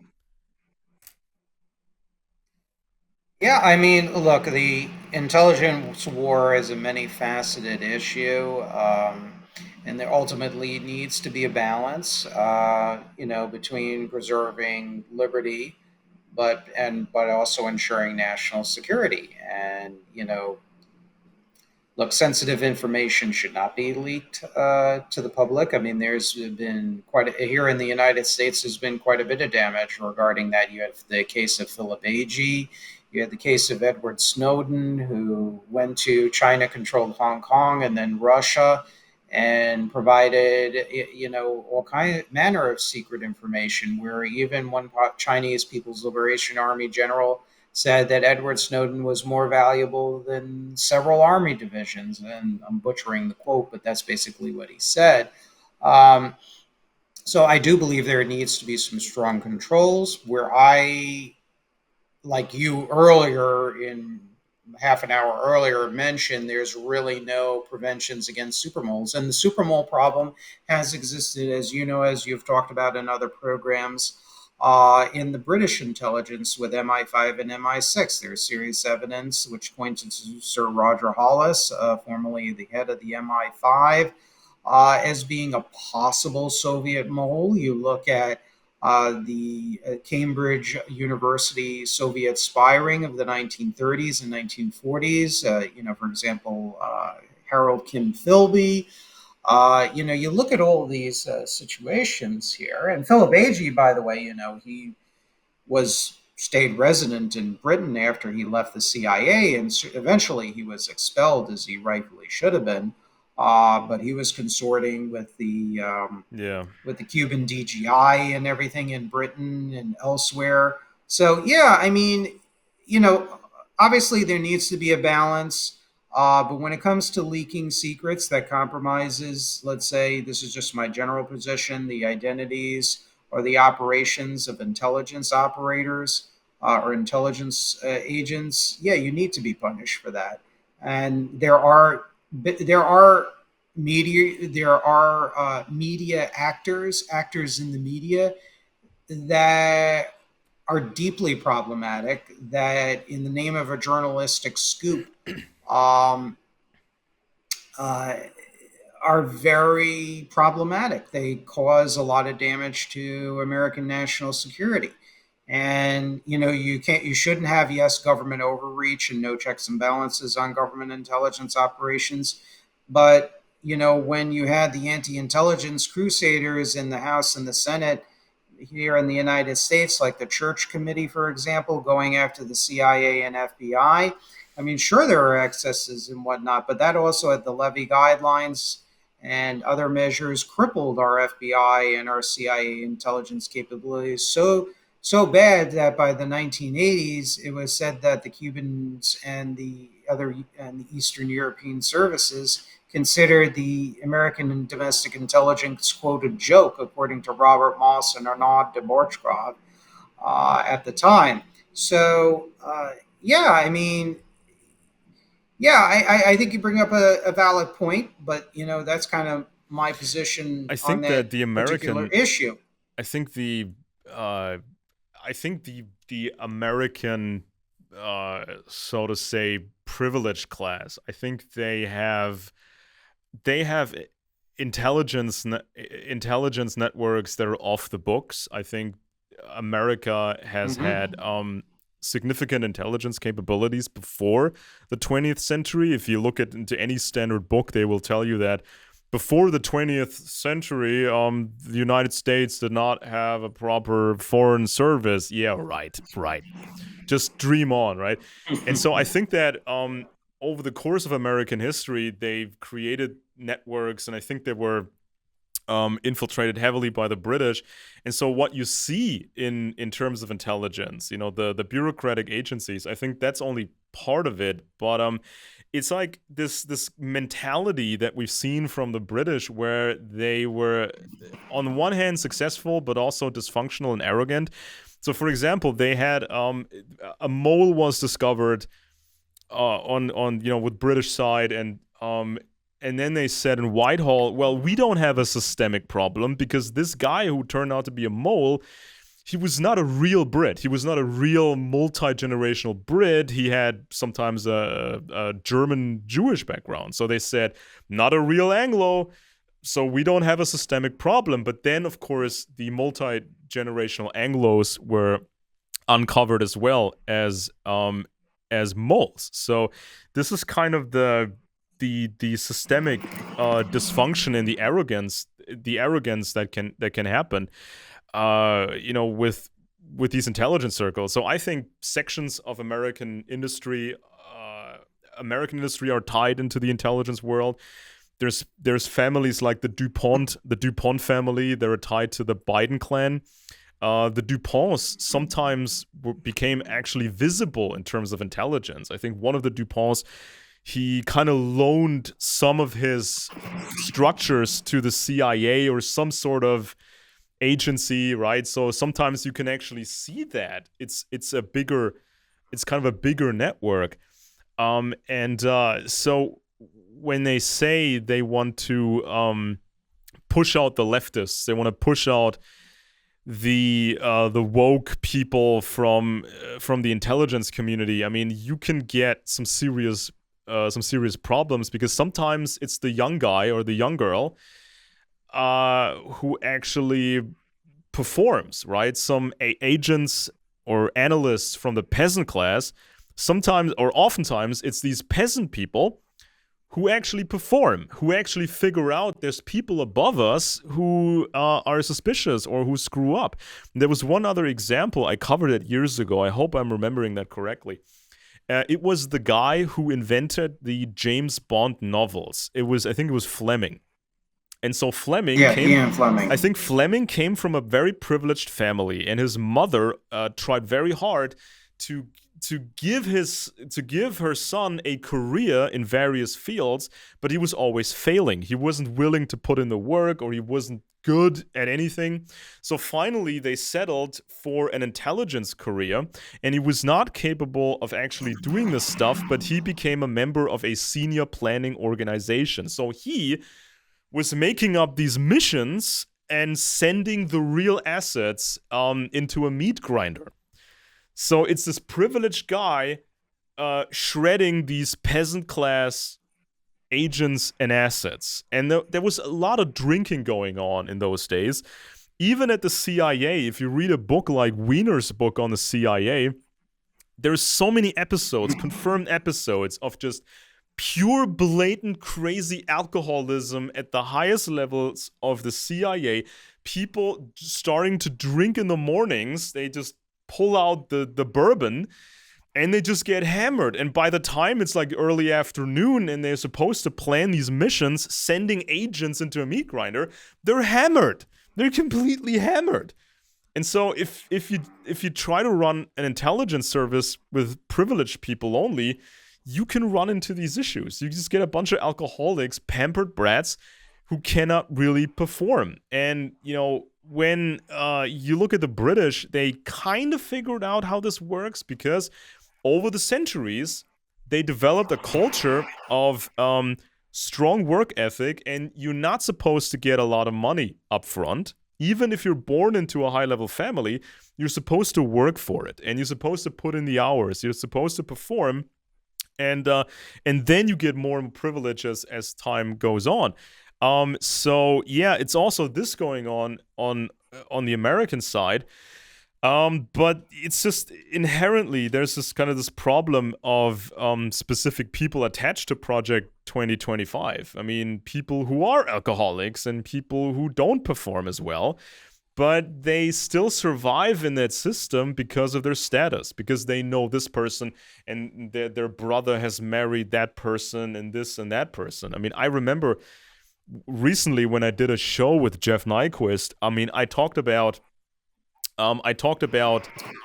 German intelligence. This was during the Nazi era, and they were just complete morons. They came up with this privileged Nazi class, and they were all giving each other these important positions, and then they had to fill the position of head of intelligence for the SS, right? So they were looking around. How can we find somebody who's good in intelligence? And they settled for Reinhard Heydrich, even though he did not have a proper intelligence background. They just misunderstood his position, because in the German language it sounded like he was working in intelligence, but he was just a specialist radio operator, communications operator in the military. But they confused the two things. They thought he was a proper intelligence guy, so they gave him the position because he knew the right people. And ultimately, as far as we can tell from the information we have, the British were laughing their asses off. They, especially afterwards, they were looking at the German operations, especially the foreign operations, and were saying, how can these morons just do anything? They don't understand anything about foreign intelligence. How is this even possible? These things happen. Yeah, no, I mean, and you bring up an interesting point about the various American oligarchs, I think you're saying, having their own intelligence services. And that made me think Eric Prince of formerly of Blackwater and a And variety of CNP. other private military. And the CNP, the Yeah, Council for National he, Policy. and thank you for that addition. He has called for literally the privatization and led the private sector in a recent interview called for the privatization of foreign policy. Let the private sector totally take over national security and foreign policy. And that, I'm trying to find the quote, but I found some information and more information.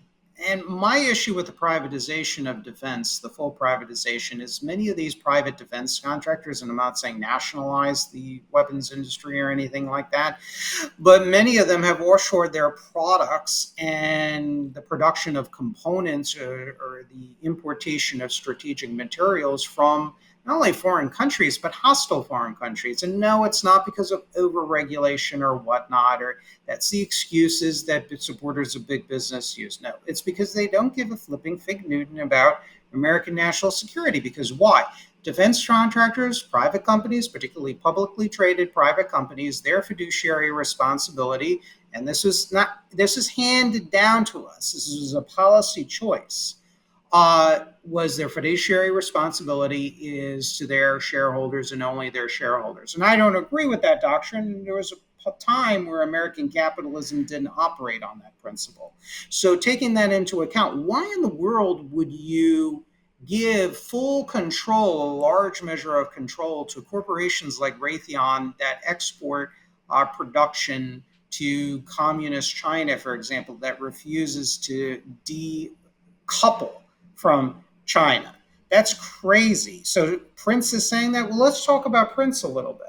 Prince was the chairman of the Frontier Services Group Limited until April 2021. That's He has Blackwater, right? private mercenaries. That used to be Yep. Blackwater. Frontier Services Group was backed by China's state-owned CITIC, which is China's investment company, and they've been around since the early 1980s, I believe, and Hong Kong-based investor Johnson Shun Co., which was backed by the Chinese Communist government.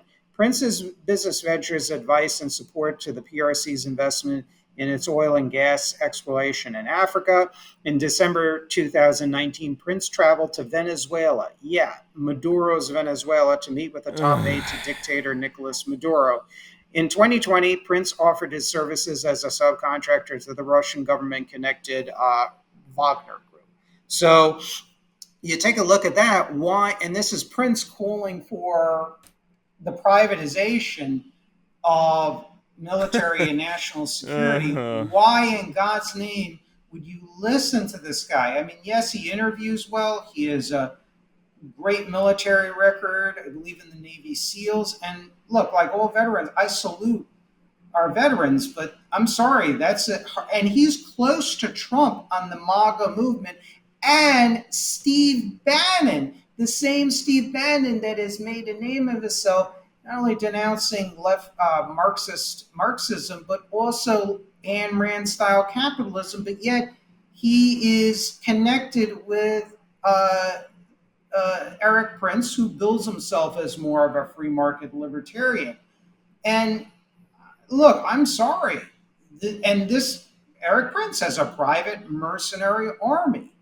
I mean, but there are serious national security questions. Why would you handle there's over another policy? there's another connection it's here. Crazy.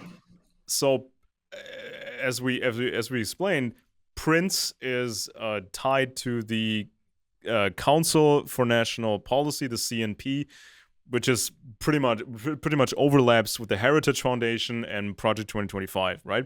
So then Prince has I think has a serious connection to the DeVos family, and people from his brother. Yeah, people from the DeVos family are also the DeVos clan is also connected to the CNP, Council for National Policy, and all that stuff. And guess what? Of course, Betsy DeVos was the Secretary of Education under Donald Trump. Now, all these CNP people are there's a lot of overlap with the older Skull and Bones network, right? And so it was these Skull and Bones people who essentially ruined the American education system. I mean, we can trace, and we've done shows about this. These were these Bones people who learned stuff from German scientists a long time ago, and then they brought stuff to the United States, created the American, I think, Psychiatric Association, and they reformed the whole school system, and then taught people how to not read. They just shredded the education system. So this wasn't some standard left type operation. These were bones people involved in this. So there's another very, very interesting paradox here. And so these German guys a long time ago, they were working on, even in the 1850s, like these German guys, they were working on development of children, especially in terms of how they perceive the world, how they learn. And so they came up with this set of results. Okay, what works and what doesn't. So then these Americans came, these Bones people came, they went to Germany, studied under these German guys, went back to the United States, and then implemented the stuff that didn't work. Because you can make, I mean, there was some interesting stuff that was developed in Germany. You can use the stuff that works and get great results. But you also, when you have that research, you also understand what doesn't work. So then, if you have a certain agenda, you can then implement the stuff that doesn't work, and thus you create a population in America that doesn't like to read. Especially, they don't like to read actual real books. So what's going on here? How are we expected to trust Betsy DeVos' prints in these people? Because it sounds nice what they're saying in Project 2025. They want to get the stupid crap out of the education system, and they want to just reform it and whatnot. But how are we supposed to trust these people? Well, yeah, again, it's all about a form of uncontrolled corporate capitalism, really. Even taking it beyond, the British and Skull and Bones and whatnot, that's what it comes down to it. And all the hubris and the narcissism and the arrogance that they think they have all the solutions for all the problems in the world and certainly the United States. And sometimes they do have good answers. I mean, Betsy DeVos, who's generally someone I don't agree with on education policy because she's a hardcore proponent of total privatization of education or almost total privatization. But she did mention a very good point in when she was being confirmed as the Secretary of Education under former President Trump. She highlighted the importance of the expansion of trade schools, which by the way, George W. Bush and previous Republican presidents did not support because big government is always bad at all times, is their view. But that's something I agreed with DeVos, and from my end of the show, I tend to look at things as you correctly said. Do things work? Do they don't work? Do they correspond with the reality of the ground, or they don't? Now, the DeVos's family, there is a communist connection, by the way, and you're not going to hear this on any show, including YouTube, as far as I know. 1/3 of the revenue for the DeVos family's company Amway came from communist China. When The Betsy multi-level DeVos marketing stuff, right? Amway is like multi-level Yep, marketing. yep. Betsy DeVos was supportive of educational exchanges with Red Chinese students and vowed to increase them while Secretary of Education under Trump.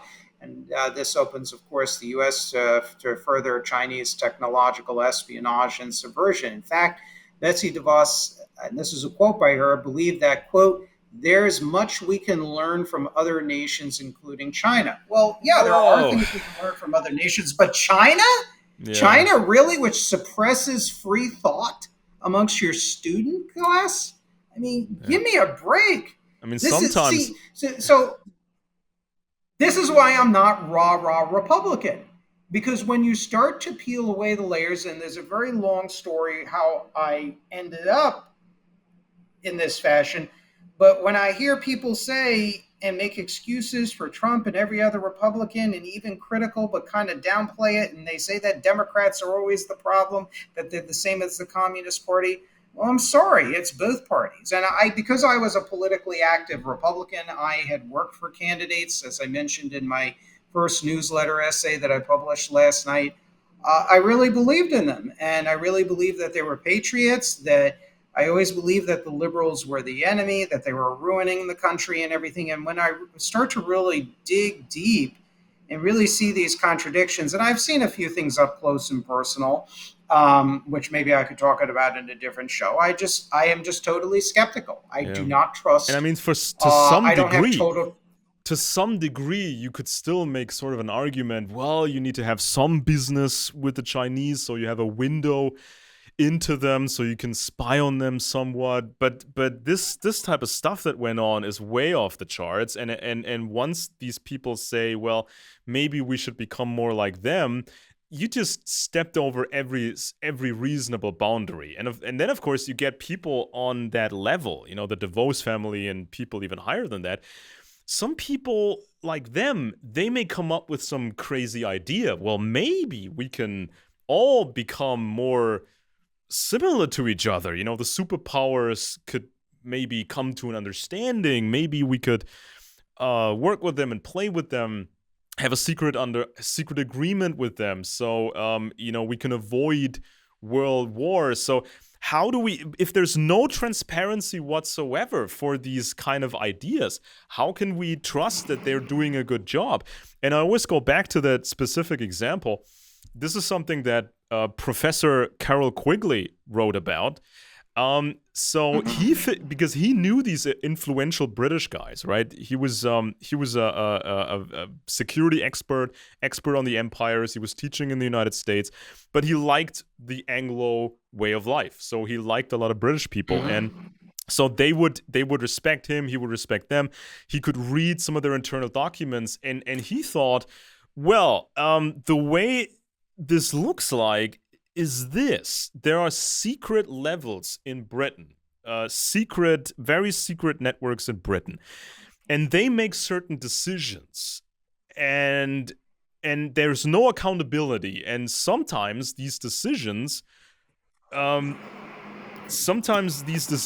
horrendously wrong, and there's still no accountability. And he was giving the specific example of the appeasement towards the Nazis, because he thought this was just a strategic way of lowering the pressure against Britain. So by pretending to like the Nazis, pretending to share beliefs with the Nazis, just being nice to the Nazis, he thought this was a strategic decision out of fear, out of panic, because they didn't want to be invaded by the Nazis.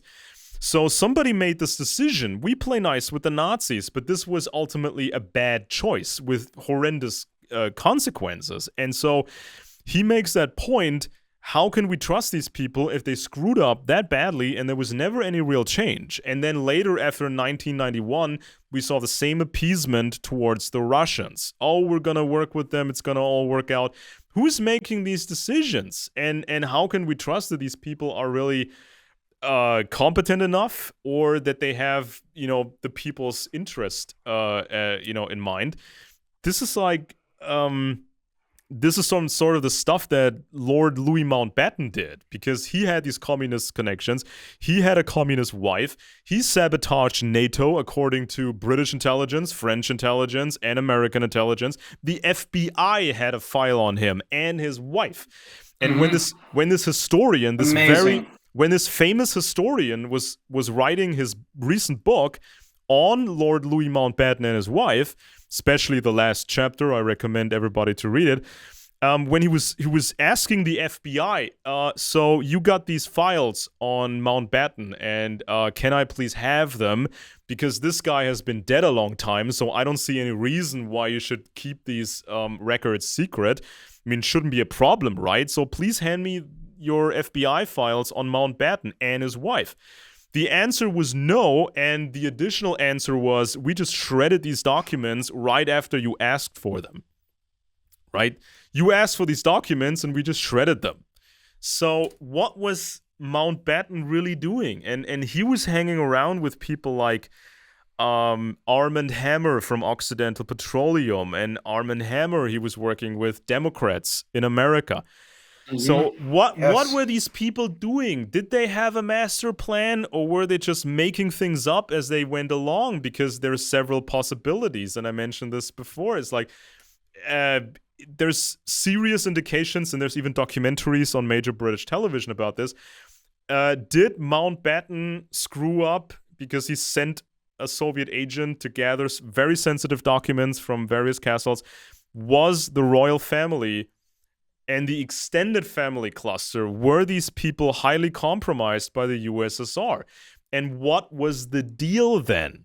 So the communists shut up about this in public. What are the communists getting in return? Did they get intelligence access to the West? Did they get British access, a backdoor into America? Did they get access to old skull and bones type networks? What happened? What are these guys doing? And how is this going to play out if we let these guys do this? I mean, it's easy to read a Yeah. document like this Project 2025, and say, "Oh, this sounds good. I'll just trust them blindly." You shouldn't. Well, yeah, I mean, look, I mean, both sides of the political spectrum. Part of the problem is also America is so politically tribalistic, and it's egged on by partisan media, commentators, and hosts and writers on both sides, both the Democratic Party side. You have MSNBC and CNN, which represents the more corporate Bill Clinton wing of the party, and then you have Fox News and Newsmax and One American News Networks, which is the more conservative side and mostly corporate conservative, I would label it. And in some ways libertarian, at least selectively economic libertarian side. And, we're encouraged to basically be in this tribal circus. By the way, just for the audience, I found that quote by Eric Prince, and he wrote an article before I continue addressing Alex, your point. In an article for the Asia Times titled Too Big to Win, dated May 3rd, 2024, the last paragraph, Eric Prince recommended the following, and it was, I mean, yeah, I don't want to throw out the private sector and nationalize everything. That's not my solution. And that's part of my own ideology as well as good economics. But what he says is so extreme and unworkable. And he wrote, America's private sector has always outperformed government in solving problems. It is time to unleash America's entrepreneurs and foreign policy to cut costs and restore American credibility, which of course sounds great on paper to it's red meat to conservatives who are steeped in libertarian free market economic thought, and corporations are always good most of the time and everything else. But the reality is when you have private sector is not always God, and the private sector, so-called private sector, really private sector oligarchs have actually caused many more problems in the United States than I would even say wokeism has ever done, or the left and the organized feminism, because they have so much more power and access to government through their control of campaign finance and dangling lobbying contracts to former government officials. So that is absolutely a foolish comment. And that is not truly what MAGA, in my opinion, is all about. Trump's MAGA pre January 2017 was all about populism, a healthy skepticism of corporate power without nosediving into supporting socialism of any kind, and American nationalism. And Eric Prince is, I mean, yes, he has a wonderful military service, and we have to respect that very strongly. But he is also a representative of stateless capitalism, given his career, what he's done in other countries, allegedly, that are not friends of the United States. And he says in the same article in the Asia Times that we should have a national security policy where our friends love us and our enemies should fear us. But his business record would suggest otherwise.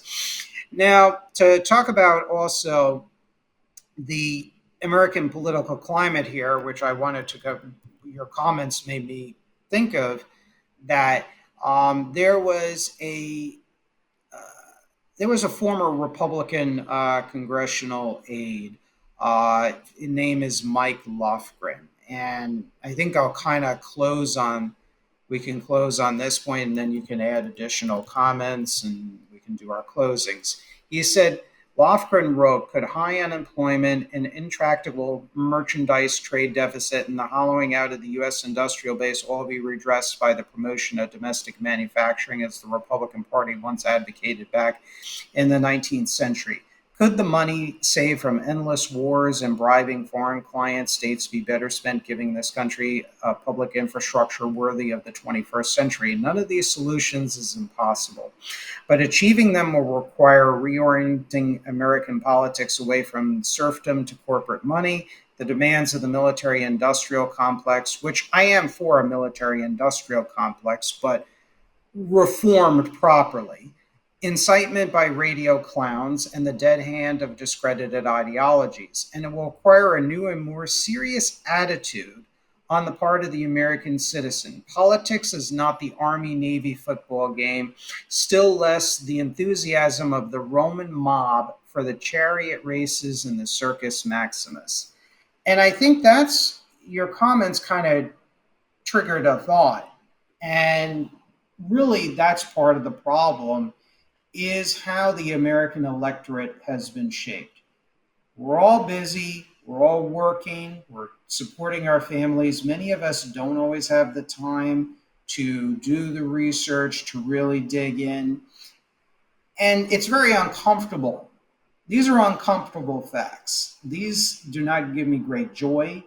It did not give me great joy to basically recant a party and even candidates that I supported.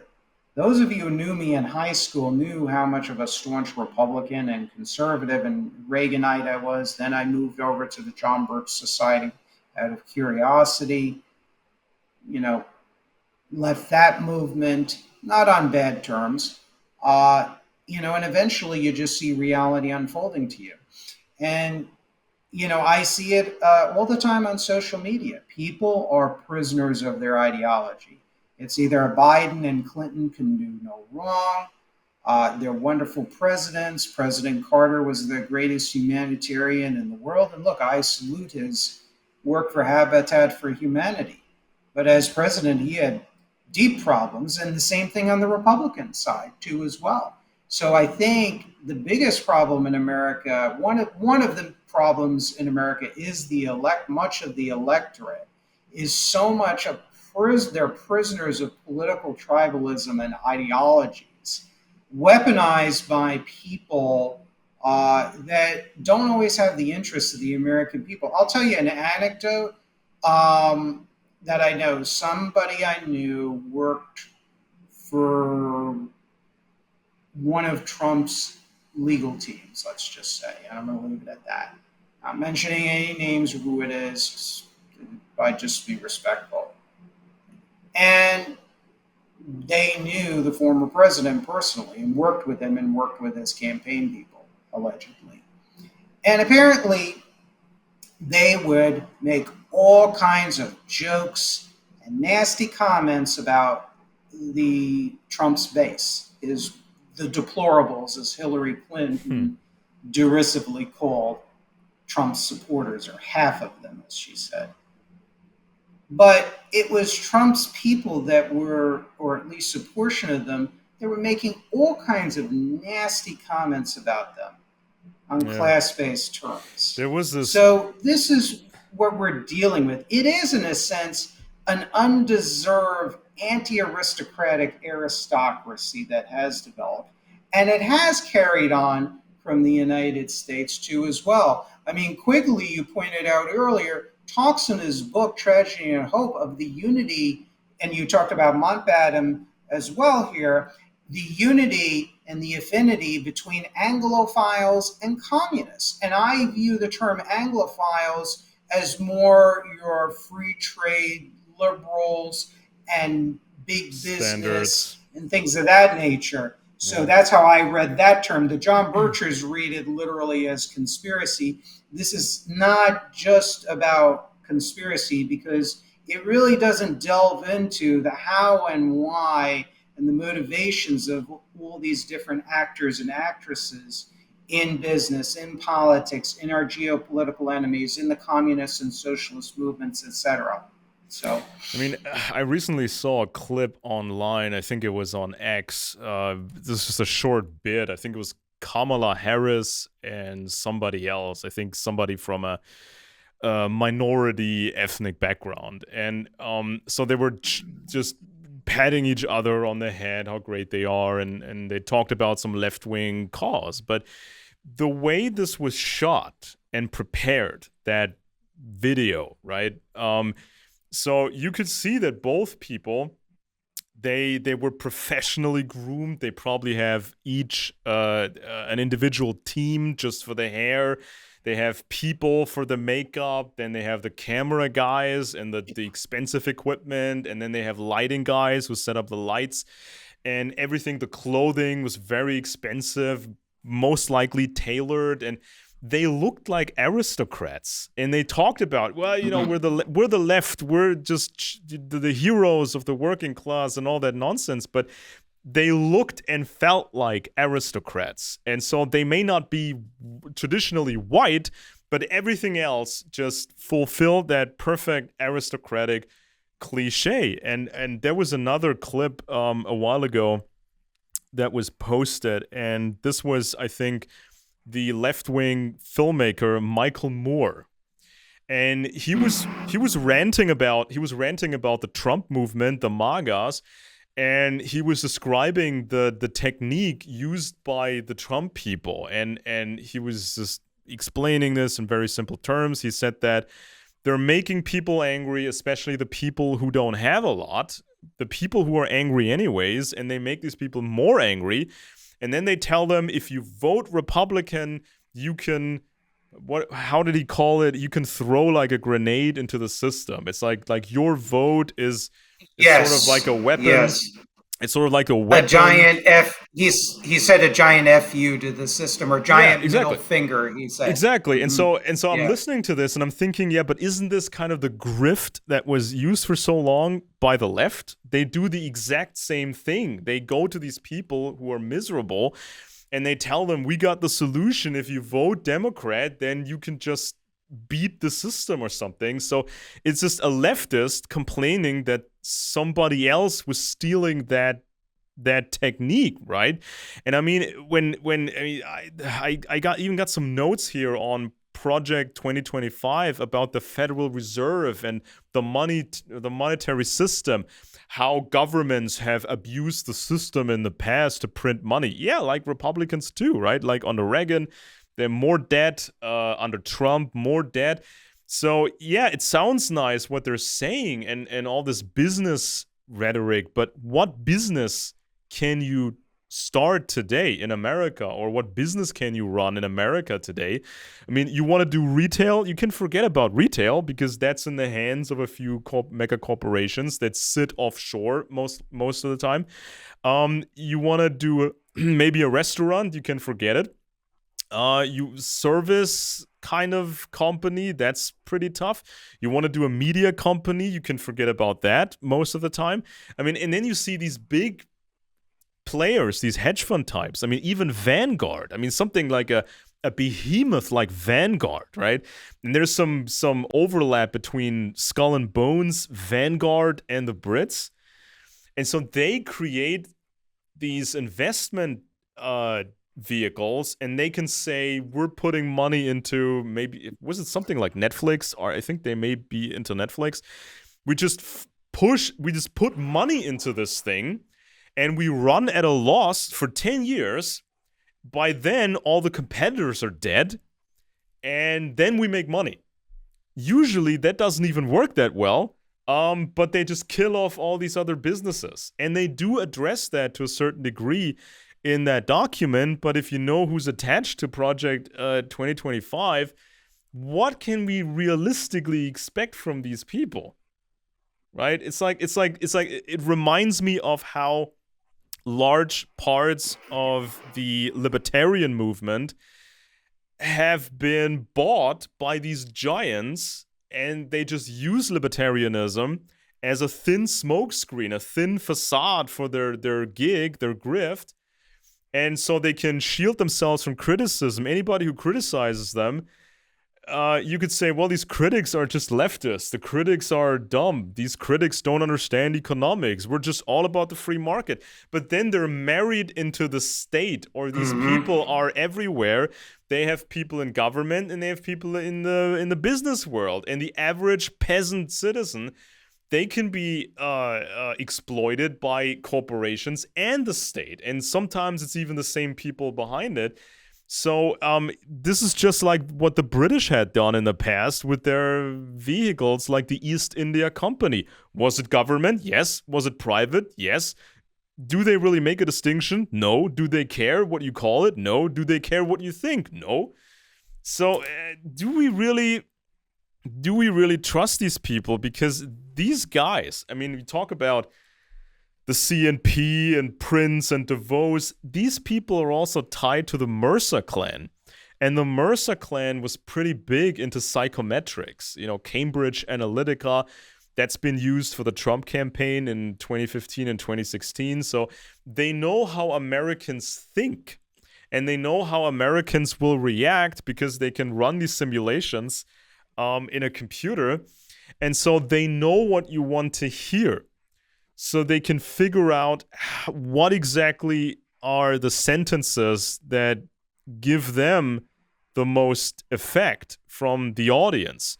So they can see, okay, this will work, that will work. Okay, we'll put everything into this Project 2025 document and make this the official platform for the Republican Party because it sounds nice, because that's what the people want to hear. Uh, And this that's is going to be that's what the Republican Party and conservatism had basically been since really the onset of the Reagan Revolution, essentially. And when you look at Trump, Trump was not about, let's have total laissez-faire or rehash of Reaganomics and let's bust unions and financial deregulation. It was Trump that called for the restoration of the Glass-Steagall rules, the Glass-Steagall Act, the Banking Act of 1933, which had a firewall between commercial and investment banking. He talked about the carried interest loopholes, which exempted, the Wall Street hedge funds and other types of financial services from paying higher taxes, or really any tax, actually, to be honest with you.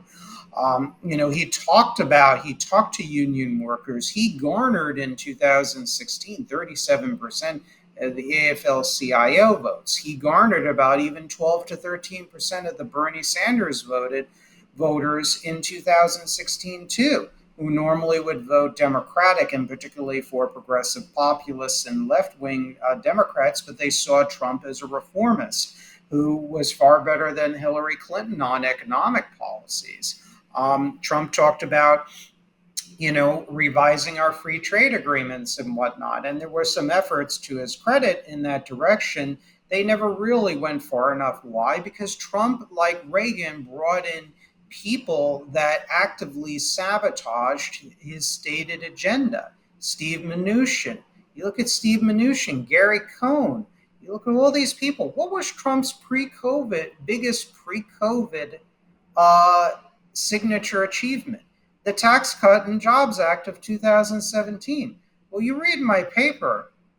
I mean, there's a lot of areas where, with the proper incentives, I'm for low business taxes. I'm for a 15% corporate income tax. And people are probably falling out of the chairs like, huh, Nevin is saying that? Sure.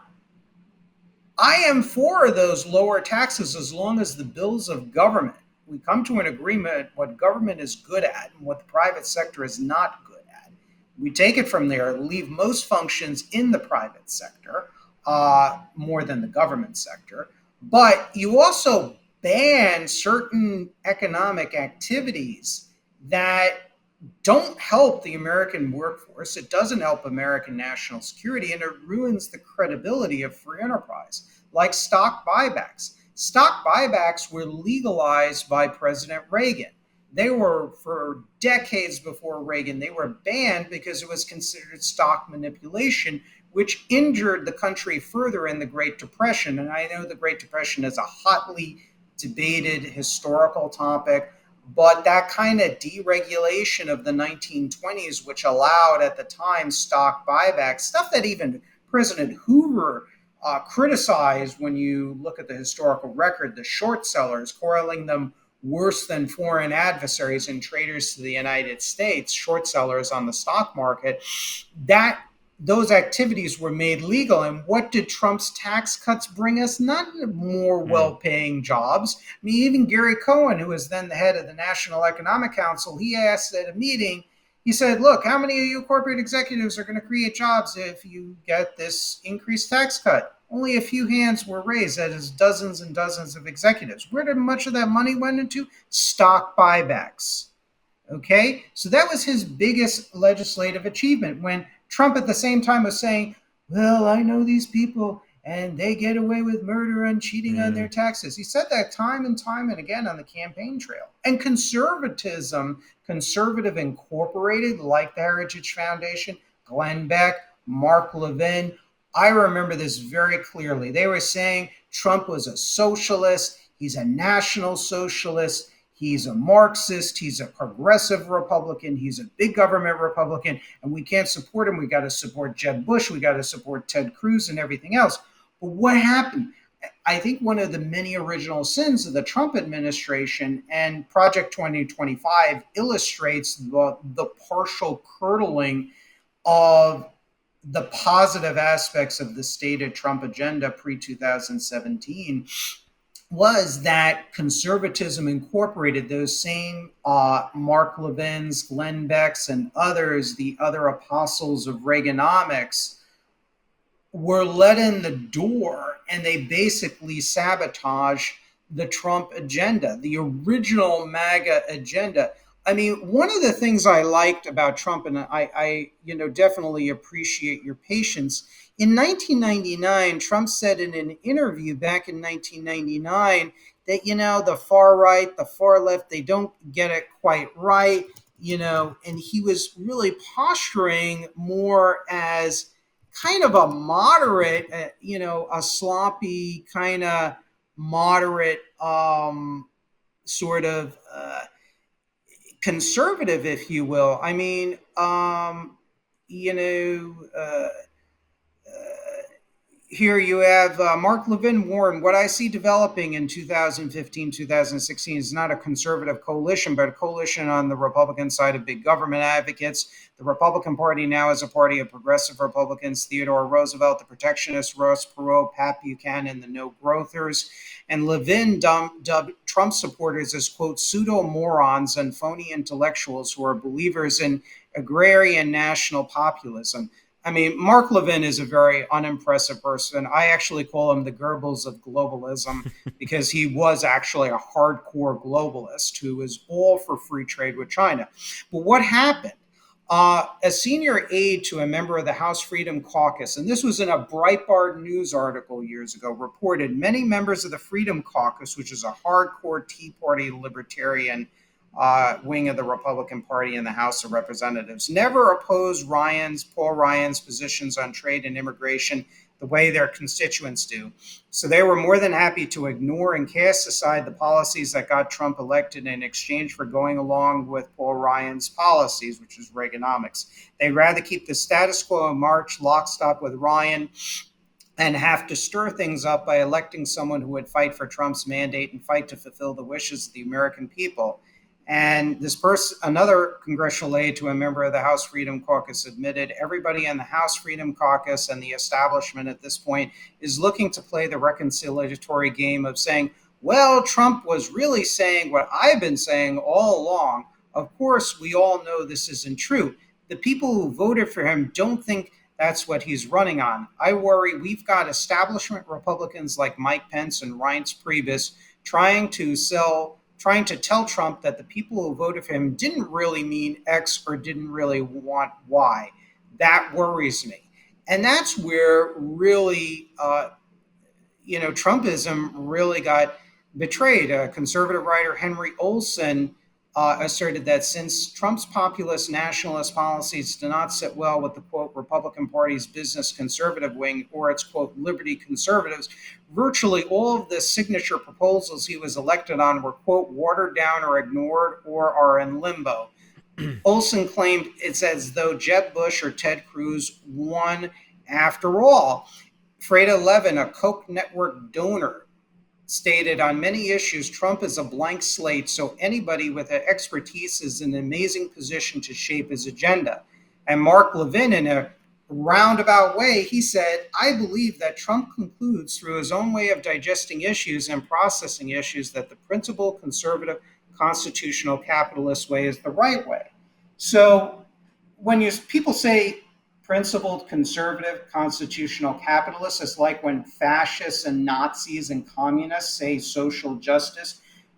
Every side has their code words. So when I see constitutional, they mean weak government so private sector oligarchs can take advantage of the situation. So we see the evolution of how the Trump administration, the Trump revolution, in my opinion, got betrayed. And now you see Project 2025, and you see on critical Trump issues like trade, you see, and Russia, by the way, and Ukraine, there was this, let's both sides and everything. They didn't want to take a stand because these entrenched plutocratic interests have such a stranglehold still on the Republican Party and the conservative movement that it hijacked the Trump revolution. And to tell you the truth, and I'm going to aim my guns at the national conservatives, the realignment people. I agree with people like Sohrab Ahmari and the National Conservatism Conference, which was recently held in Washington, D.C. I attended that conference in Orlando, Florida back in 2021, and they get a lot right on economics and even politics, even though they're far more conservative on social cultural issues than I am, for example. But they're really, really wrong about Ukraine, and they're really gaga about Viktor Orban. So you have that present in the document when, if you read it, on Russia, Ukraine, where we should be more support. There should be a debate on how we should support Ukraine, but Russia, the document, to its credit, talks about how Russia is a threat, but they really kind of keep the door open. They don't take an equivocal stand on Ukraine and how we should handle it. So that's another thing. And the trade issue was terrible. So this is the big problem I see here in America with the Trump movement, and what concerns me about a potential second Trump presidency. Yeah, I mean, if that we're not going to get things that Jeff and I and you want. Yeah, and because foreign policy, at least. If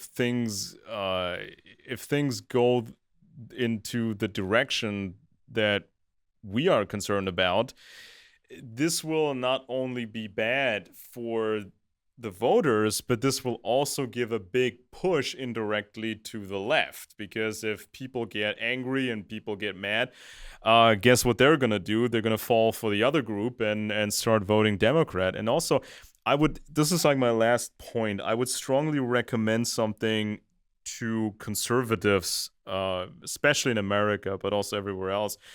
I would recommend that people read up on previous empires that were not republics, empires that were marketed as Christian, conservative, traditional, right?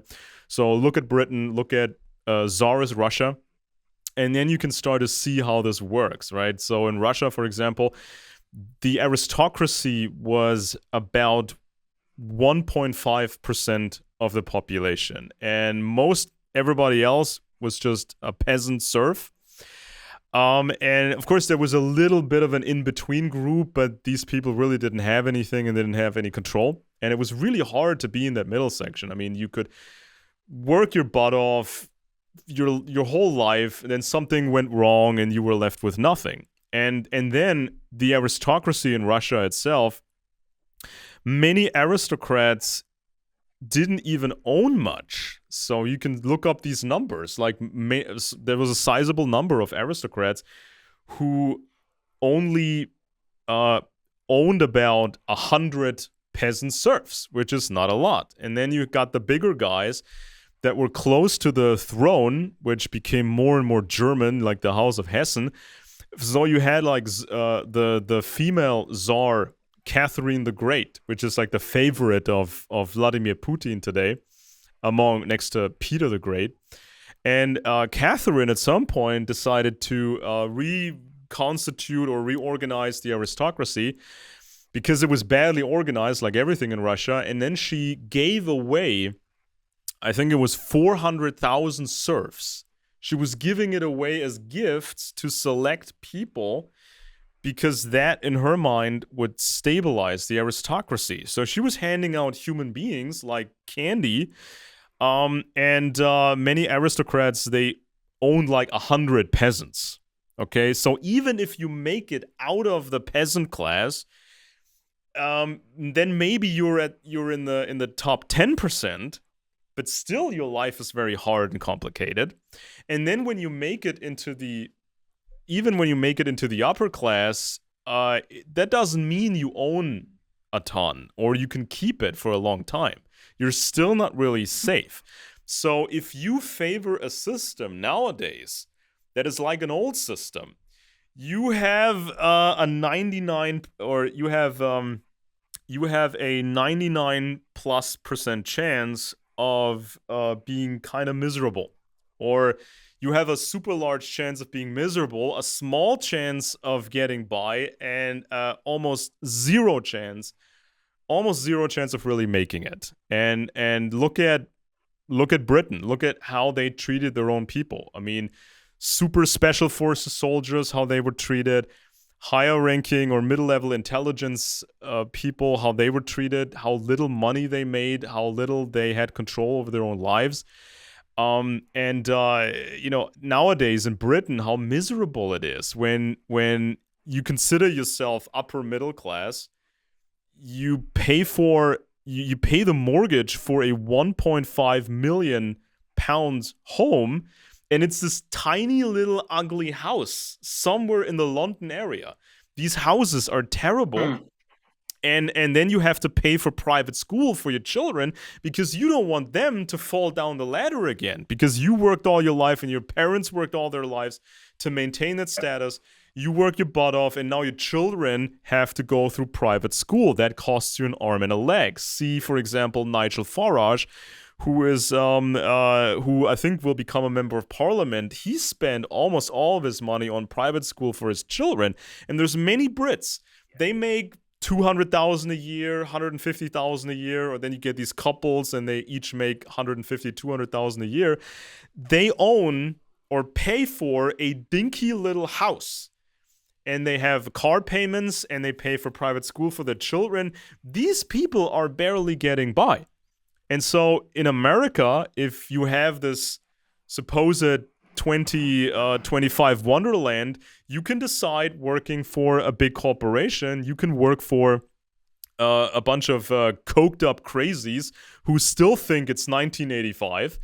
And you may have to take performance enhancing substances to work your 12-hour shift in that particular company, or you work seven days a week. And you better hope you make enough money to get out, or that you don't get a heart attack, or you get a DUI, or your second or third DUI because you're on something. You try to come off of that stuff by drinking alcohol or taking Xanax, and then you drive in your car and you have an accident, or the police stops you, and there goes your whole life. Do conservatives really want that kind of life? Do you really want that kind of life? Do you understand the difference between that stuff and a real republic? Do you understand what the difference is between the British Empire and the concept of the United States of America?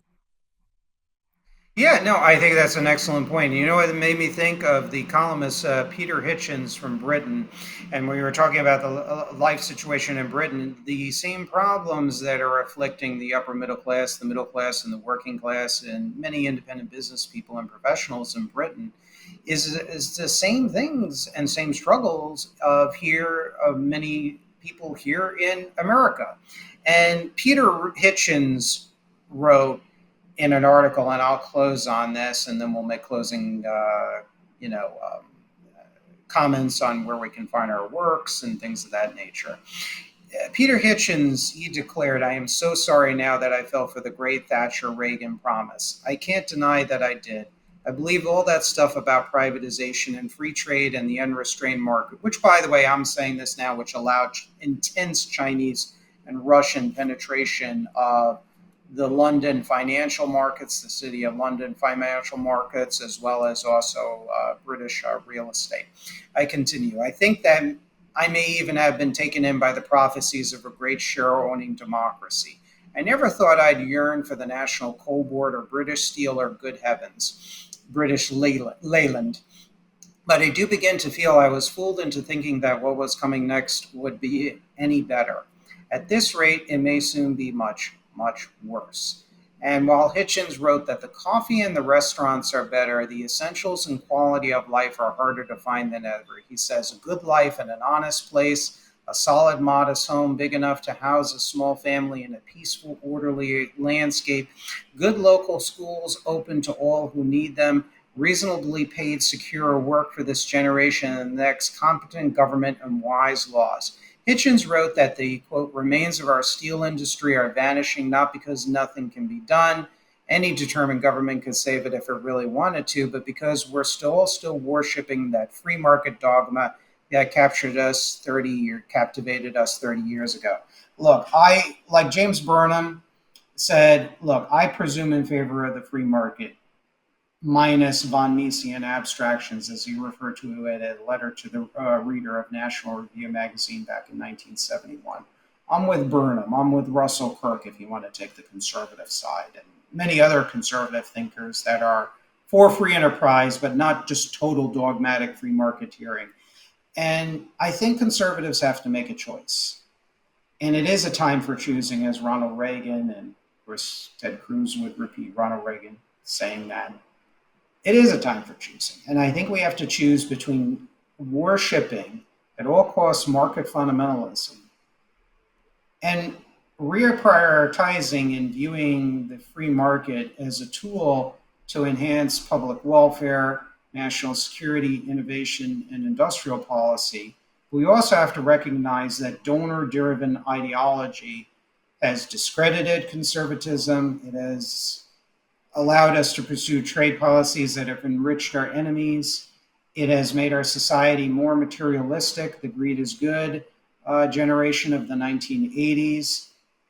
The let's get quick, get, what is it, the get rich quick schemes, if you will, that kind of thing.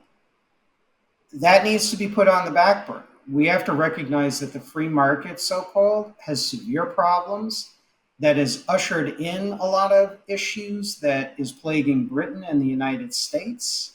And I document that very in great detail. We have to do that to not only perfect the system, but we have to save the system from its own potential internal collapse, as well as the alienation from the popular masses. People are angry out there. People will eventually get organized. And the ironic thing is I want to save the upper classes from eventually the potentiality of having them guillotined or shot on the spot by angry masses who are manipulated by leaders who will usher in a totalitarian tyranny that will make the sort of plutocratic oligarchy look like child's play. So we have to make, it is a time for choosing. We need to go back in history and see what works for people, what enhances a better quality of life, work-life balance, allows people to afford to have families. It's very convenient to blame feminists. And sure, feminism plays a role, or radical feminism, I should say. But much of it, people are, in my opinion, naturally hardwired to have children and to have families and settle down. That is something that men and women are hardwired, to be blunt. But people also are afraid to have children, in large part also because they can't afford them. Yeah. And that is one thing that is not helping the birth rate. And that is a lot of conservatives, other than the NatCons, most of the conservatives do not want to admit it because, again, it's easier to beat up on feminists and the blue haired lesbians and all the rest of it. I'm not trying to be insulting to everybody, I'm just trying to speak colorfully. And those are easy targets in some ways within conservative circles. It's easy to beat up them. It's not easy to beat up on the vaunted job creators amongst the private sector for influencing government policies that actually, in the long run, undermine capitalism, that undermines productive capitalism and the national security of the country and ultimately family life. So there has to be sometimes sometimes state actions and state laws and state regulations do help the economy. And at other times, we need to deregulate. Again, we have to be less ideological and more focused on what works for the country, what works for our national security, the enhancement of human welfare for all those who work hard and are diligent and honest, a system that encourages personal self responsibility, because that is critical to any advanced society, is personal responsibility and work ethic, but also equal opportunity to resources, because people need resources to better themselves. Not everybody has the money. And don't give me this nonsense that people have to work 5 jobs and whatnot. I have seen that from conservatives down here tell me that when I screened the documentary Death by China and China's Trade Warfare. And a guy by the name of Thomas Paterno from Tequesta, Florida, who is the mayor there, and he didn't announce his name, but he signed in, and I looked him up. He did this political drive-by, and it infuriates me today. He's like, oh, when I came from Pennsylvania, the unions were lazy and it was the Mm. union's fault for the steel industry leaving. No. And I even kind of told them, no, that's not the case. There's actually unions and steel industry that got together that fought against foreign dumping in the 1980s that Reagan didn't do enough or anything about. Foreign state subsidized industries in Japan and the communist countries in Mexico, no offense, West Germany, and all these other countries that actually had industrial policy that were strategic thinkers, while the Reaganomics people were just less government. It's Yeah. always good. Big government bad. And conservatives can do better than that. We have done better than that by this country. We have to be less ideological. And the biggest problem in this country, I find, is the complete reign of market fundamentalism. There are other problems, to be sure. There are other problem actors, but I see them because they have a lot of power, they have a lot of influence, they are very well funded, and that gargantuan amount of funding, like through the Heritage Foundation, that has advocated the policies that I'm railing about, the Club for Growth, the Cato Institute, and the Americans for Tax Reform, they're the ones that advocated policies, and their wealthy donors that have given us permanent normal trade relations, at least formally, with Russia, with China. It was Grover Norquist of Americans for Tax Reform that said, oh, China is never going to be a threat. He said that in the American Enterprise magazine years and years ago, that radical Islam is not going to coalition into a group of powers to ever threaten the West, that the Cold War is over, that the only thing we have to fear is Western European social democracy. Hmm. Well, let me tell you, fractions of Western European social democracy and American social democrats like Sidney Hook were far better and more consistent anti-communists than people like Grover Norquist. And this is my point of obsession, and this is a drum I'm going to beat incessantly until the day I die.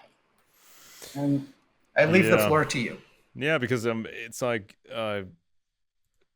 like these boxes have been created, right? And these boxes are made to look very attractive. You know, this ideology, that ideology, and the more money is being spent on these boxes, the more people think there's nothing else, right? So it's like, even with this traditional view of the political realm being like a two-dimensional line reaching from the far left to the far right. I mean, this is not reality. So in reality, you not just have a three-dimensional construct, it's multi-dimensional. So it's not just like you have left, right, up, and down. There's even more going on than that. So it's like people have adopted this mental image of this line from left to right, and this is how they're trapped inside of their own heads. Because if you say one thing, they immediately assume you're moving into this direction or the other direction. But this is not how the world truly works. And we saw that in the past when there were no modern type ideologies. The ideology in every given country was, this is the leadership, the end. And so there's only one ideology you're allowed to have, and if you differ from that, we will come after you. So this is what people knew. And then came these modern ideologies, but a lot of ruling classes or ruling networks, they use these ideologies, but they never really adopted them for their own group, for their own purposes, because this is just stuff for the peasants. This is not for the elite, right? You just do what works. Yep. And this is exactly what you mentioned. They powerful circles, they tried out different things and they did what worked for them. And they didn't care if it was called government or private, or if there was even a difference most of the time. Because, when you look at the British or the French, the French king said, "I'm the state." So does it? So That's is right. it? So how can you differentiate between private and government if it's the same thing ultimately, right? If they say, I own these people, I own these lands, I own everything, this is my personal property. And then came this artificial separation Exactly. of oftentimes of government and state, where you can just choose the vehicle that you need in any specific moment. So so a certain group of people can say, okay, how do we squeeze more money out of these people? Do we do it with our corporations, or do we do this with our government agencies? Oh, let's try the corporations for a while. And then when has been done to death, then we'll do the other way, and then we'll just switch back and forth, and these people will never understand it. So when I say get out of this peasant mentality, to me, the peasant mentality is a group of mistakes that people make. And you can have all the work ethic, you can have all the attributes that are absolutely necessary, but if you make these specific mistakes, you're still in the peasant mentality and falling for these basic boxes, these basic ideologies. I think this is one of the major peasant mistakes. So that's all for me for this Yeah. show. Yeah, I just wanted to interject, just make this one point, and really a warning, because I know on my show I have people on the left that follow me, socialists. I'm sure I also have lurkers who are probably communists. I'm occasionally people have referred to me, like on a Reddit forum, as an anti-communist crackpot. Another one referred to me when I was kind of trolling the various communist dictators' Twitter pages with all kinds of pictures, because I absolutely despise Marxism, Leninism as a form of government economics and everything else. So I just do that. So I was referred to as Gusak the Gusano, which translates from Spanish into worm. It's a derogatory word used by Cuban communists and their supporters to refer to anti-communist supporters of freedom like ourselves. So, and this is the other thing, and you can't be deceived by Marxism, because the heart, and this is where ideology comes into play, and then we'll finally do our goodbyes and our citing our web pages and works here. Marx wrote in the Communist Manifesto, the evil of communism. You have people on the left that will claim that Stalin and Mao and the CCP and Putin, well, they never really represented Marx. Marx just wanted this classless society and everyone equal, and the land of milk and honey, and everybody playing the violins, and doing this nice, soft, new age style, listening to music, every bit hunky dory. No, Marx, the seeds of totalitarian communism lay directly in Marx, and you have that other wing of concentrated, unaccountable power. He said in the Communist Manifesto, the proletariat will use its political supremacy, and listen to the words carefully, ladies and gentlemen in the audience. The proletariat will use its political supremacy to wrest by degree all capital from the bourgeoisie, meaning just seize all their property, steal it, to centralize all instruments of production in the hands of the state, i.e., of the proletariat organized as the ruling class, and to increase the total productive forces as rapidly as possible. And in the manifesto, Marx's manifesto, he talks about how this so-called proletarian revolution would be consummated by what he termed despotic inroads on the right of property, of which he call for the confiscation of property by immigrants and resistance forces, the creation of what he termed, if I remember correctly, industrial and labor armies. Hmm. So, in reality, what I say to the left wing people or the politically undecided who are trying to decide which is better, right, left, center, my view, Alex's views, Jeff's views, whatever view you choose, don't choose Marxism. Because what I read to you from the primary source, Communist Manifesto, that is totalitarian at its core. You're going to get George Orwell's 1984 and O'Brien and Big Brother, essentially. And those words, you listen to the words carefully. Supremacy. Supremacy indicates, it has that connotation that I have total power and I'm going to do whatever I want. And if you don't like it or you want to make suggestions or whatnot, you're going to get crushed. That's what I think supremacy says. It is what Orwell called, as O'Brien was saying of the inner party, a boot stamping over a human head or trampling on the human spirit. So don't choose Marxism. That is not a viable solution. And I close on that. Alex, where can people find your works and your YouTube program and newsletter and research, please? All right, people just go to candorintel.com, candorintel.com, and there's a whole bunch of links and stuff, and you can find my books. You can find my books on Amazon as a print edition and also as a Kindle edition. Then on my YouTube channel, you can find a bunch of material, and there's also stuff that's, I think, exclusive on my Patreon. For example, you can get my documentary on climate science and the very old networks that have built it and then put something on top of it that's pretty weird. So yeah, so it's like full service. I try to cover all these different venues, so there's more than enough to be discovered, and also I haven't even translated all my stuff yet, and so I can still produce so much more content that you can find there.